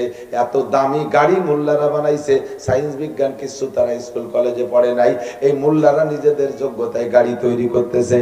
20 বছর রাশিয়া, এরপরে 20 বছর আমেরিকা, এই সারা পৃথিবীর দুইটা পরাশক্তি 40 বছর শাসন করেছে, মাতুব্বারি করেছে। পাহাড় খনন করে তারা টানেল বানাইতে পারে নাই। মোল্লারা মাত্র 2 বছরের ভিতরে কয়েক মাইল টানেল খুঁজে টানেল বানাই ফেলাইছে। এত সুন্দর সুড়ঙ্গ রাস্তা, উড়াই দেখে চোখ ছানা বড়া হয়ে গেছে। মরুভূমির ভিতরে দিয়ে সাগরের থেকে ও সাগর একটা খাল বানাইতে হবে, আজ 100 বছর ধরে সেই খালটা কেউ বানাইতে পারে নাই। আল্লাহর রহমতে মোল্লাদের মাধ্যমে আল্লাহ সেই খালটা মাত্র 1 বছরের ভিতরে কমপ্লিট হয়ে গেছে। বড় বড় জাহাজ যাতায়াত করতেছে। সদ্য একটা খনিজ সম্পদ পাইছে, একটা খনিজ। যত মোবাইল আর কম্পিউটার ক্যামেরার ভিতরে যে পাওয়ারটা আছে, এই পাওয়ার কি যেন নাম কয় ভুলে গেছি, এই পাওয়ারের যে খনি, এই খনিটা পাইছে মোল্লারা, তার দাম 1000 বিলিয়ন মার্কিন ডলার। দেয় কে? একটু জোরে কান্না কে দেয়? আরে আমার বাংলার জমিনের চাইতে দামি জমি পৃথিবীতে নাই। সোনার বাংলাদেশ আমার স্বাধীন বাংলাদেশ, সোনার বাংলাদেশ আমার স্বাধীন বাংলাদেশ। এদেশের মাটি সোনার চাইতে খাঁটি, হ্যাঁ সোনার চাইতে খাঁটি। সোনা সোনা বলো, সোনা নয় তত খাঁটি। আমার সোনার বাংলার মাটি যত খাঁটি, তা সোনার চাইতেও খাঁটি। কি যেন গান একটা গায় সুন্দর করে, আমার বাংলাদেশের মাটি সত্যি সোনার চেয়ে খাঁটি। এর দেশে যে কত খনিজ সম্পদ আছে, কিন্তু চোর সুট্টা ডাকাত গুন্ড বদমাশ নুসদের কারণে আল্লাহ ওই ডেরে নিচে রাখছে, মা ভাসতে দিচ্ছে না। একটা বার মাত্র উলামায়ে কেরামের জিম্মায় রাষ্ট্র ক্ষমতা দিয়ে দেখেন, একটা বার উলামায়ে কেরামের জিম্মায় দিয়ে দেখেন। উলামায়ে কেরাম যদি সঠিকভাবে কোরআন সুন্নাহ অনুযায়ী দেশ চালায়, তাহলে আফগানের মতো এদেশের খনিজ সম্পদ আল্লাহ উগরাই দেবে।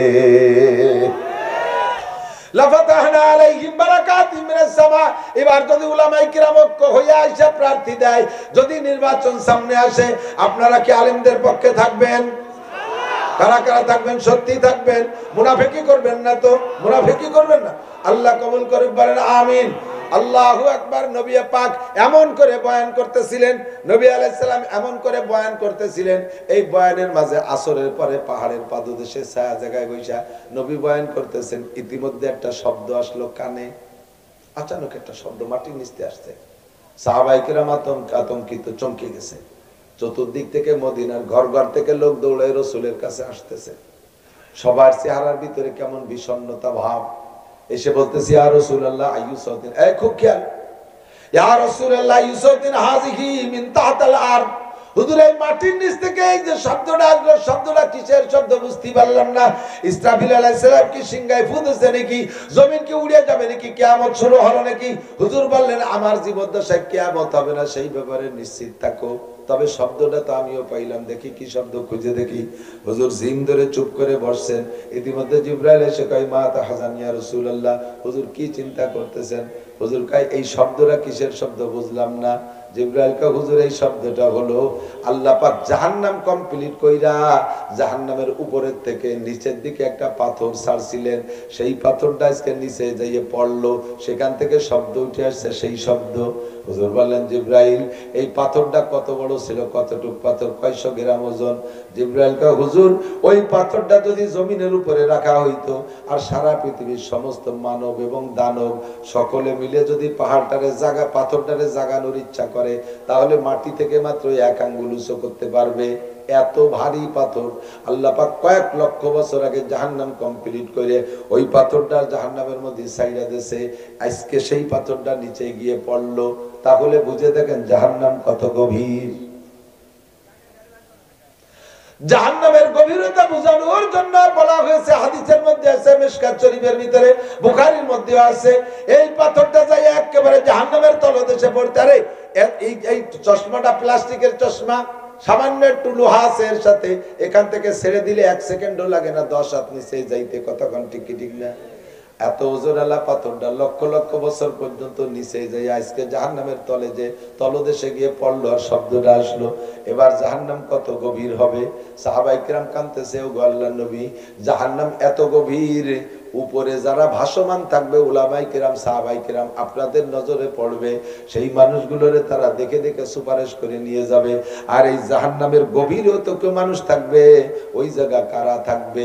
নবী পাক কোরআন শরীফের আয়াত পড়ে বললেন ইন্নাল মুনাফিকিনা ফিদ দারকিল আসফালি মিনান নার। একটা কথা বলবো বলেই আসছি, মুনাফিক, ইন্নাল মুনাফিকিনা ফিদ দারকি, আমার ভাই কান খাড়া করো, লক্ষ্য করো, ইন্নাল মুনাফিকিনা ফিদ দারকিল আসফালি মিনান নার। ওই পাথরটা কত নিচে গেছে, কত হাজার কোটি মাইল নিচে, জাহান্নামের গভীর তলদেশ। ওই জায়গা থাকবে কারা? সাহাবায়ে কেরাম জিজ্ঞেস করলেন, নবী পাক বললেন আমার উম্মতের মধ্যে যারা মুনাফিক তারা থাকবে ওই জায়গা, মুনাফিক যারা তারা থাকবে ওই জায়গা। সাহাবায়ে কেরাম কাঁদতেছে, ওগো আল্লাহর নবী, উপরে উপরে যারা ভাসবে তারা কোনো না কোনো ভালো মানুষের চোখের সামনে পড়লে সুপারিশ করে বের করে নেবে, ওই তলদেশে যারা পড়ে থাকবে তারা তো কোনো ভালো মানুষের চোখে পড়বে না, তারা তো অনাদি অনন্তকাল ওর নিচে পড়েই থাকবে। ওগো আল্লাহর নবী তাড়াতাড়ি বলেন ওই জায়গা মুনাফিক যে থাকবে, মুনাফিক কারে কয়, কাকে মুনাফিক বলে একটু বলেন, যদি আমরা মুনাফিক হয়ে থাকি তাড়াতাড়ি তওবা করব, একটু তাড়াতাড়ি বলেন মুনাফিক কাকে বলে? নবী পাক জবাব দিলেন আয়াতুল মুনাফিকে সালাসা, আয়াতুল মুনাফিকে সালাসা, মুনাফিকের আলামত তিনটেই হাদিসের মধ্যে আছে। কয়টা একটু বলেন, কয়টা? কয়টা? এক নম্বরে যে মুনাফিক, আয়াতুল মুনাফিকে সালাসা, এক নম্বরে এই যে হাদাসা কাযাবা, যে মিথ্যে কথা বলে সে মুনাফিক। মিথ্যাবাদী বলেন, মিথ্যাবাদী।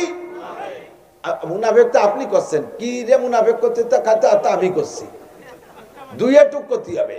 বলেন মিথ্যাবাদী, মিথ্যাবাদী, মিথ্যাবাদী কি? সবাই কইছে, এই পেশালারা কইনে চালাকি হতেছে, সবাই কইতে হবে।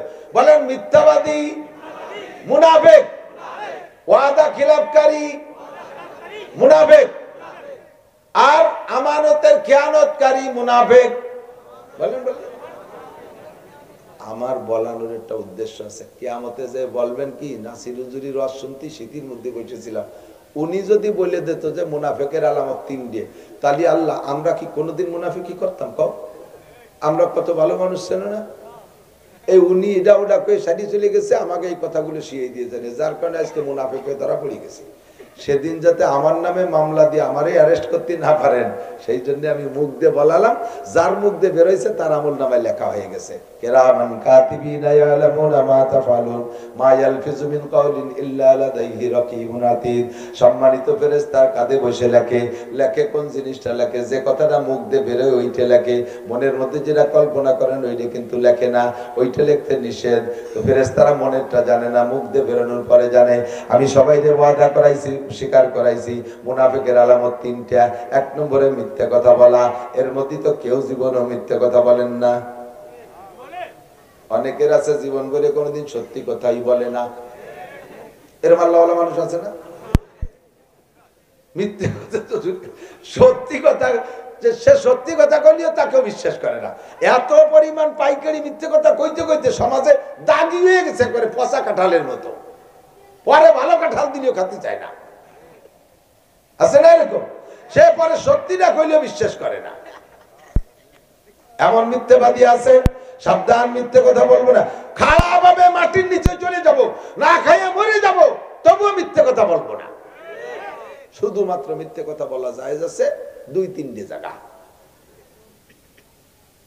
একটা তার ভিতরে, একটা হলো দুইজনের ভিতরে গ্যাঞ্জাম বাজছে, এই গ্যাঞ্জাম মীমাংসা করতে ছোট্ট একটা মিথ্যা কথা কইলে মীমাংসা হয়।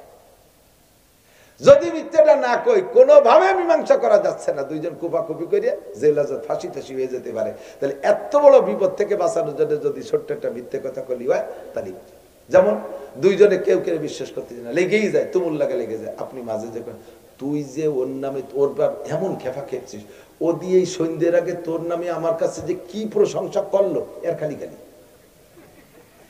কয় কি ও আমার প্রশংসা করছে, আস্তে একটু দুর্বল হয়ে যাবেন কথা কন। আবার ওর কাছে যে কয় যে ওরে মারবি, ওই একটু আগে আমার কাছে আমারে দেখালো যে তোর জন্য একটা লুঙ্গি কেনছে, এই দৃশ্যমা দেবে, মিথ্যে কথা। দুইজনে মিটার ফিরিতে হয়ে গেছে, ঠিক আছে, এই মিথ্যে কথাটা যায়, কথা বুঝিয়েছে না? আল্লাহ আর এক জায়গায় মিথ্যে কথা, বোর কাছে মিথ্যে কথা কওয়া যায়। সর্বনাশ করছে রে বিটিরা, তো কেপে নেওয়া না। বোর কাছে কি মিথ্যে কথা, শাড়ি একখান কিনে নিয়ে আসছেন 300 টাকা দিয়ে, আসে কত নেছে, এই তো 3500 টাকা নেছে। সুতো মুতো চেনে না, দাম বেশি শুনে খুশিতে ভরিয়ে ফেলেছে।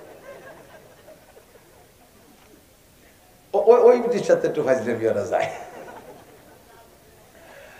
আল্লাহ তারে খুশি করার জন্য স্বামী স্ত্রীরে, এটা কথার কথা বললাম, স্ত্রীকে মিথ্যে কথা, স্ত্রীর চেয়ে আরো অতটা ভালো না, আপনার সাথে সম্পর্ক ভালো করার জন্য তারে অতিরিক্ত প্রশংসা করা। তুমি কিসের প্রিয়াঙ্কা চোপড়া, অথচ বউটা কাউসার মতো কালা, নাম কাজলি না, আর চেহারা আলকাতরাতুন্নিসা, বাপের নাম কালামুল্লাহ, গোষ্ঠী শুদ্ধ হাফসি মার্কা, অথচ বউটারে খুশি রাখার জন্য কয় তুমি প্রিয়াঙ্কা চোপড়ার চাইতে কি সিঁড়িটা ওটা সেটা, নায়ক নায়িকা কি ওর দেখতে মনে চায় নাকি? এই খুশি প্রশংসা করলে এটা তো মিথ্যে প্রশংসা, এতে বউ খুশি হয়ে যায়, এটা জায়েজ আছে। বাকি শুক্রবারে টাকা দেবো, দোস্ত 100 টাকা দে, সারা বছরের মধ্যে শুক্রবার নেই, মিথ্যে কথা। কথা কন, মিথ্যে কথা। কোথায় কোথায় মিথ্যে কথা, বানায় বানায় গল্প কয়, মিথ্যে কথা। এক নম্বরে ইজা হাদ্দাসা কাযাবা, মিথ্যে কথা বলে কোথায় কোথায়। 2 নম্বরে ওয়াইজা ওয়াদা আকলাফা, লেনদেন করে, লেনদেনের ভিতরে ওয়াদা করে খিলাফ করে। দোকানের থেকে বাকি কিনে আগামী বাজারে হাটে এসে টাকা দেব, এরপরে বাজারে ওই গলি দেই ডোয় না, অন্য অন্য দোকান থেকে কিনে নিয়ে যায়, বছরের মধ্যে তার সাথে সাক্ষাৎ নাই। এরকম কিছু ভালো মানুষ আছে না সমাজে? আল্লাহু আকবার। এই ওয়াদা করে খিলাফ করে, অন্য দোকান থেকে কিনে নিয়ে যায়। ওই দোকানদার অন্য দোকানদারে কয় আরে খালেক মোল্লারে দেখছিস নাকি, না মরে গেছে, জানাজার তো কোনো খবর টবর পেলাম না, কতদিন দিয়ে একটু আমার কাছ থেকে কিনে নিয়ে গেল। ওদের কাছে টাকা পাবো, সেই টাকা দেওয়ার কথা ছিল, 15 দিন আগে আজ দিল না। এই সমস্ত ওয়াদা খিলাফ করবেন না। ওয়াদা যদি পুরো করার চেষ্টা করেন তাহলে আল্লাহ আপনাকে সহযোগিতা করবে। বুখারী শরীফের মধ্যে একটা হাদিস আছে, নবী পাক বলেন, বনি ইসরাইলের একটা লোক, সময় কম স্বাস্থ্যের সাথে পারতেছি না, মোনাজাত করব। বনি ইসরাইলের একটা লোক, খুব লক্ষ্য করবেন, বনি ইসরাইলের একটা লোক একজনের কাছ থেকে ব্যবসা করতে, মাল কিনতে যাওয়ার জন্য 10 টাকা স্বর্ণ মুদ্রা নিয়েছে, 10 টাকা। এই 10 টাকা স্বর্ণ মুদ্রা নিয়ে ওয়াদা দিয়েছে, আমি মাল কিনে এনে এই তারিখে বেচে তোমার টাকা দেবো। ও লোক দূরে জাহাজি পথে মাল কিনতে গেছে, মালটাল কিনে জাহাজে করে নিয়ে আসতেছে। মাঝ পথে আসলে, মাঝ সাগরের ভিতরে ঢুকলে ঝড় ছাড়ছে এমন ভাবে জাহাজের উল্টো দিক নিয়ে চলে গেছে কয়েকদিনের পর।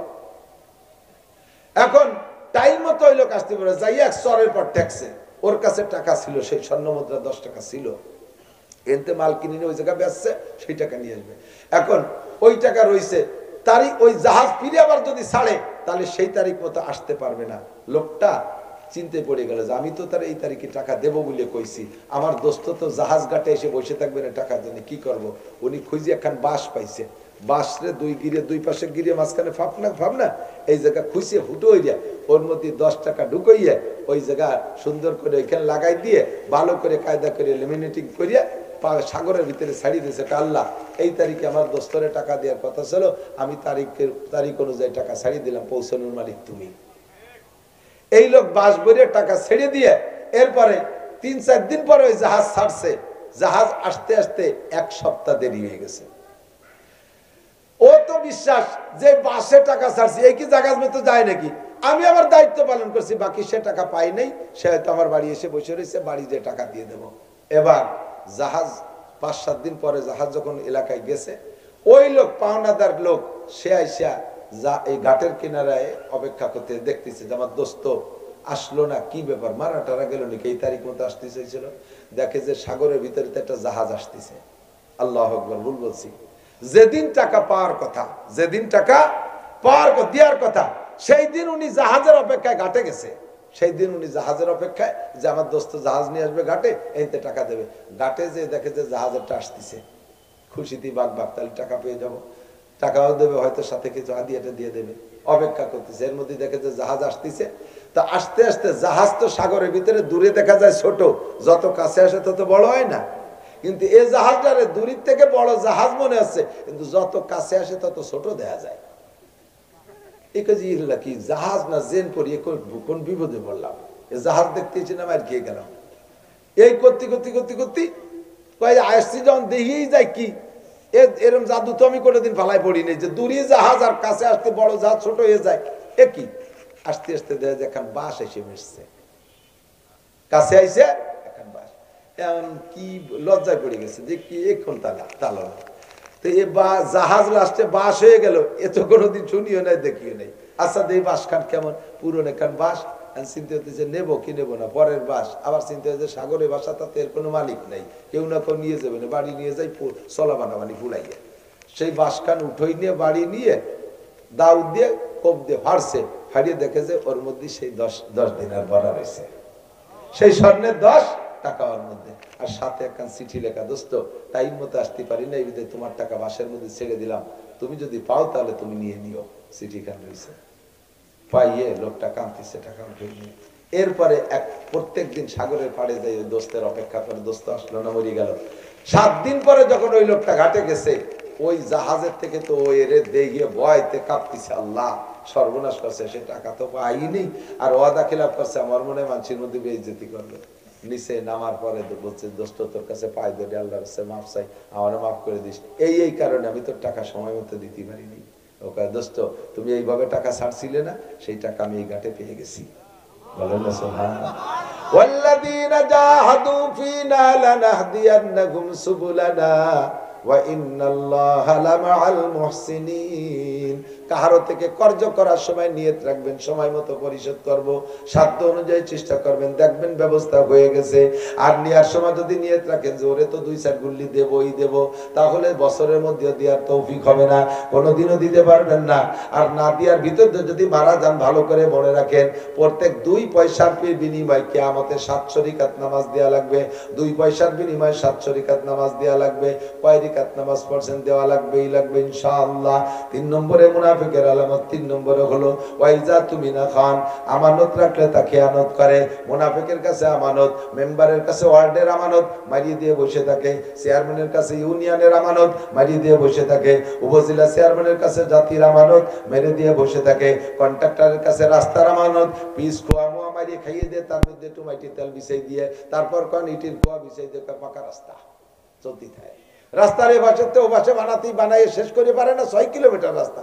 এ পাশে রাস্তায় টিউমার হয়েছে, খাইজনি চুলকনি দাঁত পাঁচরা হইয়ে খুয়া খালের মধ্যে চলে গেছে গড়িতে টাডু খাওয়া হয়ে গেছে চোরের। কথা কন না কেন? এরকম আমানতের খেয়ানত, এটা মুনাফিক। এটা কি থাকবি কোন জায়গা? সোনারগাঁও হোটেলে মনে আছে ওই পাথর কোন জায়গা যে ঠেকছে ওই নিয়ে পড়ে থাকবি, তোর তা বাটি চালান দিয়ে খুঁজে পাওয়া যাবে না। জীবন ভরে থাকবি। জেল খাটছেন নাকি কেউ? জেল আজত তাজত খাটছেন না? আজত খাটছেন। আজতে আপনার তো খাটি টিটে বার হয়ে আছেন। বহুত আসামি আছে যাদের নামে কোনো উকিল নাই। ওই কোন জায়গা ধরা পড়ছে চালান দিতে দিতে দিতে ভরি তুলে নিয়ে ফেলাই দিচ্ছে। ওকে কোনো গার্জিয়ান নাই, ওর ভিতরেই তারা বুড়ো হবে, ওর ভিতরে মরে যাবে। এরকম আসামি আছে না? এইরকম আসামি জাহান্নামের তলদেশে থাকবে মুনাফিক। তার নাম হলো ইন্নাল মুনাফিকিনা ফিদ দারকিল আসফালি মিনান নার। 4 নম্বরে আরেকটা আলামত হুজুর বলে ওয়াইজা তাকাল্লামা ফাজারা। মুনাফিকের আরেকটা আলামত কথায় কথায় গালাগালি করে, কথায় কথায় কাজানি দেয়। বিশেষ করে নারীদের শরমগা উচ্চারণ করে বকানি দেয়, পুরুষের শরমগা উচ্চারণ করে বকানি দেয়, অকথ্য ভাষায় গালাগালি করে। এগুলো মুনাফিক, এদেরকে বলা হয় মুনাফিক। ভাষা খারাপ করবেন না। জবানের মালিক কে? জবানের মালিক কে? আল্লাহ। জবানের মালিক আল্লাহ। আল্লাহ যদি ইচ্ছা করে আপনার জবান বন্ধ করে দিতে পারে কি পারে না? প্যারালাইসিস করে ফেলাইতে পারে। আপনি কান্দিও কুল পাবেন না। কাজে আপনার জবানকে খুলবে। যুবক, জবানের মালিক কে? এই জিহ্বের উপরে মদ গাঁজা বা ফেন্সি দিস না, মিথ্যে কথা বলিস না, অকথ্য ভাষায় গালাগালি করিস না। 5 নম্বরে আরেকটা আলামত বলবো। মুনাফিকের 5 নম্বর আলামত হলো মসজিদে যায় সবার পিছে আর বেরোয় যায় সবার আগে। এরকম মানুষ তো এলাকায় নাই। সবাই তো আর আজানের আগে যে বসে তাই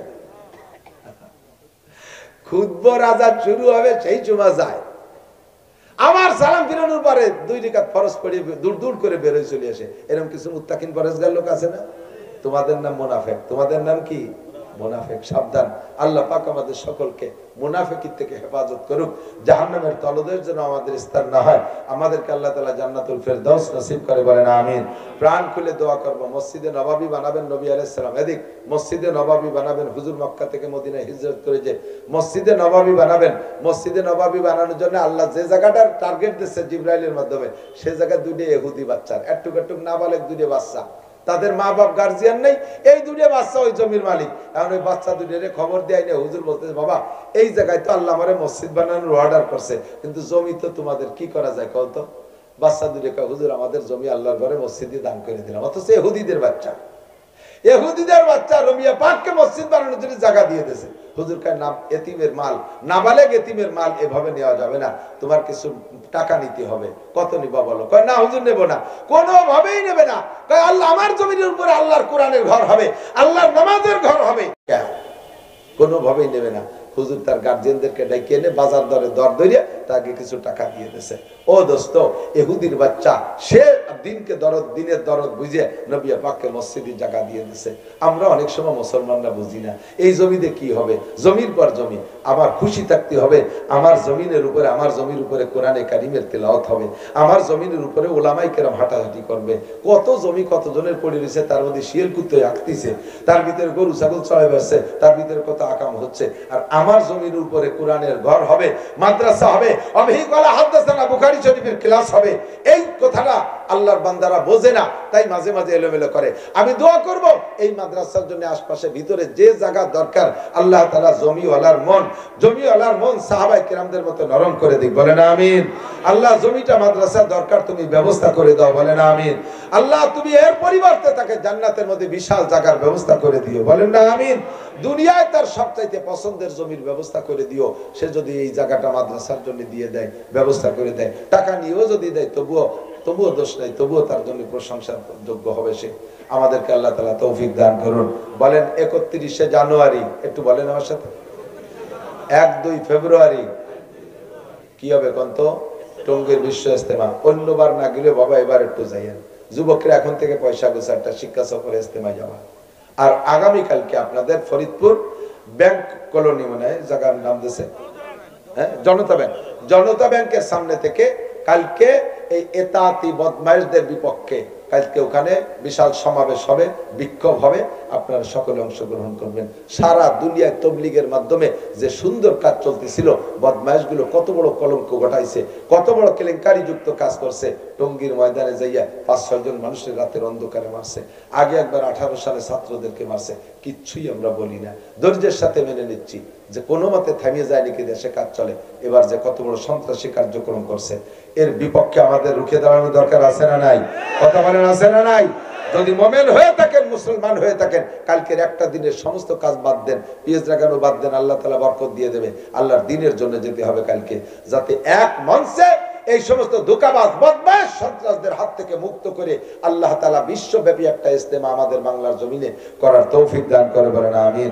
ফাজলামি করলে আল্লাহ কেড়ে নিয়ে যাবে, ফাজলামি করলে আল্লাহ কেড়ে নিয়ে যাবে। এই ইজতেমা অন্য দেশে হবে, বলবে যে তোমাদের বাংলাদেশে মারামারি হয় আর ইজতেমা দেওয়া হবে না। আরে বিদেশিদের টাকা আছে, তারা আমাদের দেশে আসে, আমরা কয় মিয়া হজ উমরা তাই করতে পারতেছি না, আর ইজতেমার জন্য আর এক দেশে যাবানি আমরা, এটা সম্ভব না। আল্লাহ যেন আমাদের নিয়ামত ছিনে না নেয়, বলেন আমিন। اللهم صل على محمد وعلى آل سيدنا محمد وبارك وسلم. الحمد لله رب العالمين، والصلاة والسلام على أشرف الأنبياء والمرسلين. ربنا ظلمنا أنفسنا وإن لم تغفر لنا وترحمنا لنكونن من الخاسرين. ربنا فاغفر لنا ذنوبنا وكفر عنا سيئاتنا وتوفنا مع الأبرار. ربنا هب لنا من أزواجنا وذرياتنا قرة أعين واجعلنا للمتقين إماما. আয় রব্বুল আলামিন, আমি অসুস্থ দুর্বল মানুষ, আয় আল্লাহ আমি মুসাফির মানুষ, শীতের কনকনে রাত্রে আল্লাহ তোমার নেককার বান্দাদেরকে সাথে নিয়ে পর্দার আড়ালে তোমার নেককার বান্দীদেরকে নিয়ে আয় আল্লাহ কোরআন হাদিসের যা পারছি আলোচনা করে শাহী দরবারে ভিক্ষার দোকানে হাত তুলেছি। আমাদের জীবনের সমস্ত গুনাহ খাতা তুমি এক্ষুনি ক্ষমা করে দাও। অবশ্যই আমরা গুনাহগার, আয় আল্লাহ মুনাফিকের যে সব আলামত বলা হয়েছে সব আমাদের মধ্যে আছে, এর কারণে তুমি আমাদেরকে জাহান্নামের সেই গভীর তলদেশে নিক্ষেপ করো না। মেহেরবানি করে আল্লাহ আমাদেরকে মুনাফিকি থেকে ফিরে আসার তৌফিক দাও। যার মধ্যে যে দোষ আছে আমরা তওবা করেছি, আর এই দোষ করব না, মিথ্যা কথা বলবো না, ওয়াদা খিলাফ করব না, আমানতের খিয়ানত করব না, অকথ্য ভাষায় গালাগালি কাজাকাজি করব না, তোমার ঘর মসজিদে যাইতে পিছিয়ে পড়ব না। এমন করে যত গুনাহ আছে সব গুনাহ থেকে আমরা তওবা করলাম। তুমি তওবার পর অটল থাকার তৌফিক দান করো। আমাদের আব্বা মা, দাদা দাদি, নানা নানি, শ্বশুর শাশুড়ি, আত্মীয় স্বজন, পাড়া প্রতিবেশী, বন্ধু বান্ধব, উস্তাদ শাগরেদ, পীর মুর্শিদ, ছাত্র ছাত্র ভাই, কর্মজীবনের বন্ধু সাথী যারা বনে জঙ্গলে কবরে শুয়ে আছে, সকলের কবর আযাব তুমি এক্ষুনি ক্ষমা করে দাও। সকলের কবরে জান্নাতুল ফেরদাউসের দরজা খুলে দাও। সকলের কবর থেকে জাহান্নামের আগুন বন্ধ করে দাও। আমরা যারা দুনিয়া বেঁচে আছি আল্লাহ, আমাদের জান মাল ইজ্জত আবরু তুমি হেফাজত করো। ঈমান ও ইসলামের সাথে মরণ পর্যন্ত অটল অবিচল থাকার তৌফিক দান করো। আয় আল্লাহ ইসলামের জন্য হকের পক্ষে জিহাদ করার তৌফিক দান করো। আয় আল্লাহ ভণ্ডদের ভণ্ডামি থেকে আমাদের ঈমান ও ইসলামকে হেফাজত করার তৌফিক দান করো। আয় মেহেরবান আল্লাহ, আমাদের মধ্যে যারা অসুস্থ, আর অনেক রোগীরা দোয়া চেয়েছে, ব্যক্তিগতভাবে আমি নিজে অসুস্থ, আয় আল্লাহ সব রোগীদেরকে তুমি সুস্থ রোগ মুক্ত করে দাও। আয় আল্লাহ যার ঘরে পীড়িত রোগী আছে, রোগীদেরকে শিফা দাও, সুস্থ করে দাও। অনেক দীর্ঘ বয়সী বুড়ো বয়সী মুরব্বীরা কষ্ট পাচ্ছে, বিছানায় শুয়ে শুয়ে ধুকতেছে, যদি তাদের সুস্থতা মঞ্জুর না থাকে, ঘরে ফেলায় কষ্ট না দিয়ে আল্লাহ তুমি ঈমানের সাথে রহমতের কোলে তুলে নাও। আয় মেহেরবান আল্লাহ, এই মাদ্রাসাখানা তা কিয়ামত কবুল করে নাও। রব্বুল আলামিনের জন্য জায়গা জমি ঘর বাড়ি যা কিছু দরকার ব্যবস্থা করে দাও। হাফেজ জামাল সাহেব সহ আরো সহকারী যারা আছে, কমিটির সদস্য, সকলকে তুমি আনসার ও বদরি সাহাবাদের সাথে খাদেম হিসেবে কবুল করে নাও। আয় আল্লাহ মদিনায় মসজিদে নববী বানানোর জন্য যেমন অন্যের জমি তুমি ব্যবস্থা করে দিয়েছিলে আল্লাহ, ইহুদিদের বাচ্চার জমি তুমি ইসলামের জন্য কবুল করে নিয়েছিলে, এই মাদ্রাসার ভিতরে বাহিরে যে জায়গাটুকু দরকার আল্লাহ মুসলমানের জায়গা জমি তুমি দিনের জন্য কবুল করে নাও। আয় আল্লাহ ব্যবস্থা করে দাও, জমিওয়ালাকে আল্লাহ তুমি জান্নাতের ভিতরে বিশাল জমির ব্যবস্থা করে দিও। আয় আল্লাহ দুনিয়ায় এর সে দামি জায়গার ব্যবস্থা তারে করে দাও। এই জমিটা আল্লাহ প্রয়োজনীয় জমিটা মাদ্রাসায় দেওয়ার তৌফিক দান করো। আয় মেহেরবান আল্লাহ, আমাদের দোয়া তোমার হাবিবের তুফাইলে কবুল ও মঞ্জুর করে নাও। রব্বির হামহুমা কামা রব্বায়ানি সগীরা রব্বি জিদনি ইলমান নাফিআ। সাল্লাল্লাহু তাআলা আলা খায়রি খালকিহি মুহাম্মাদিন ওয়া আলিহি ওয়া আসহাবিহি আজমাইন বিরহমাতিকা ইয়া আরহামার রাহিমিন। সালাম।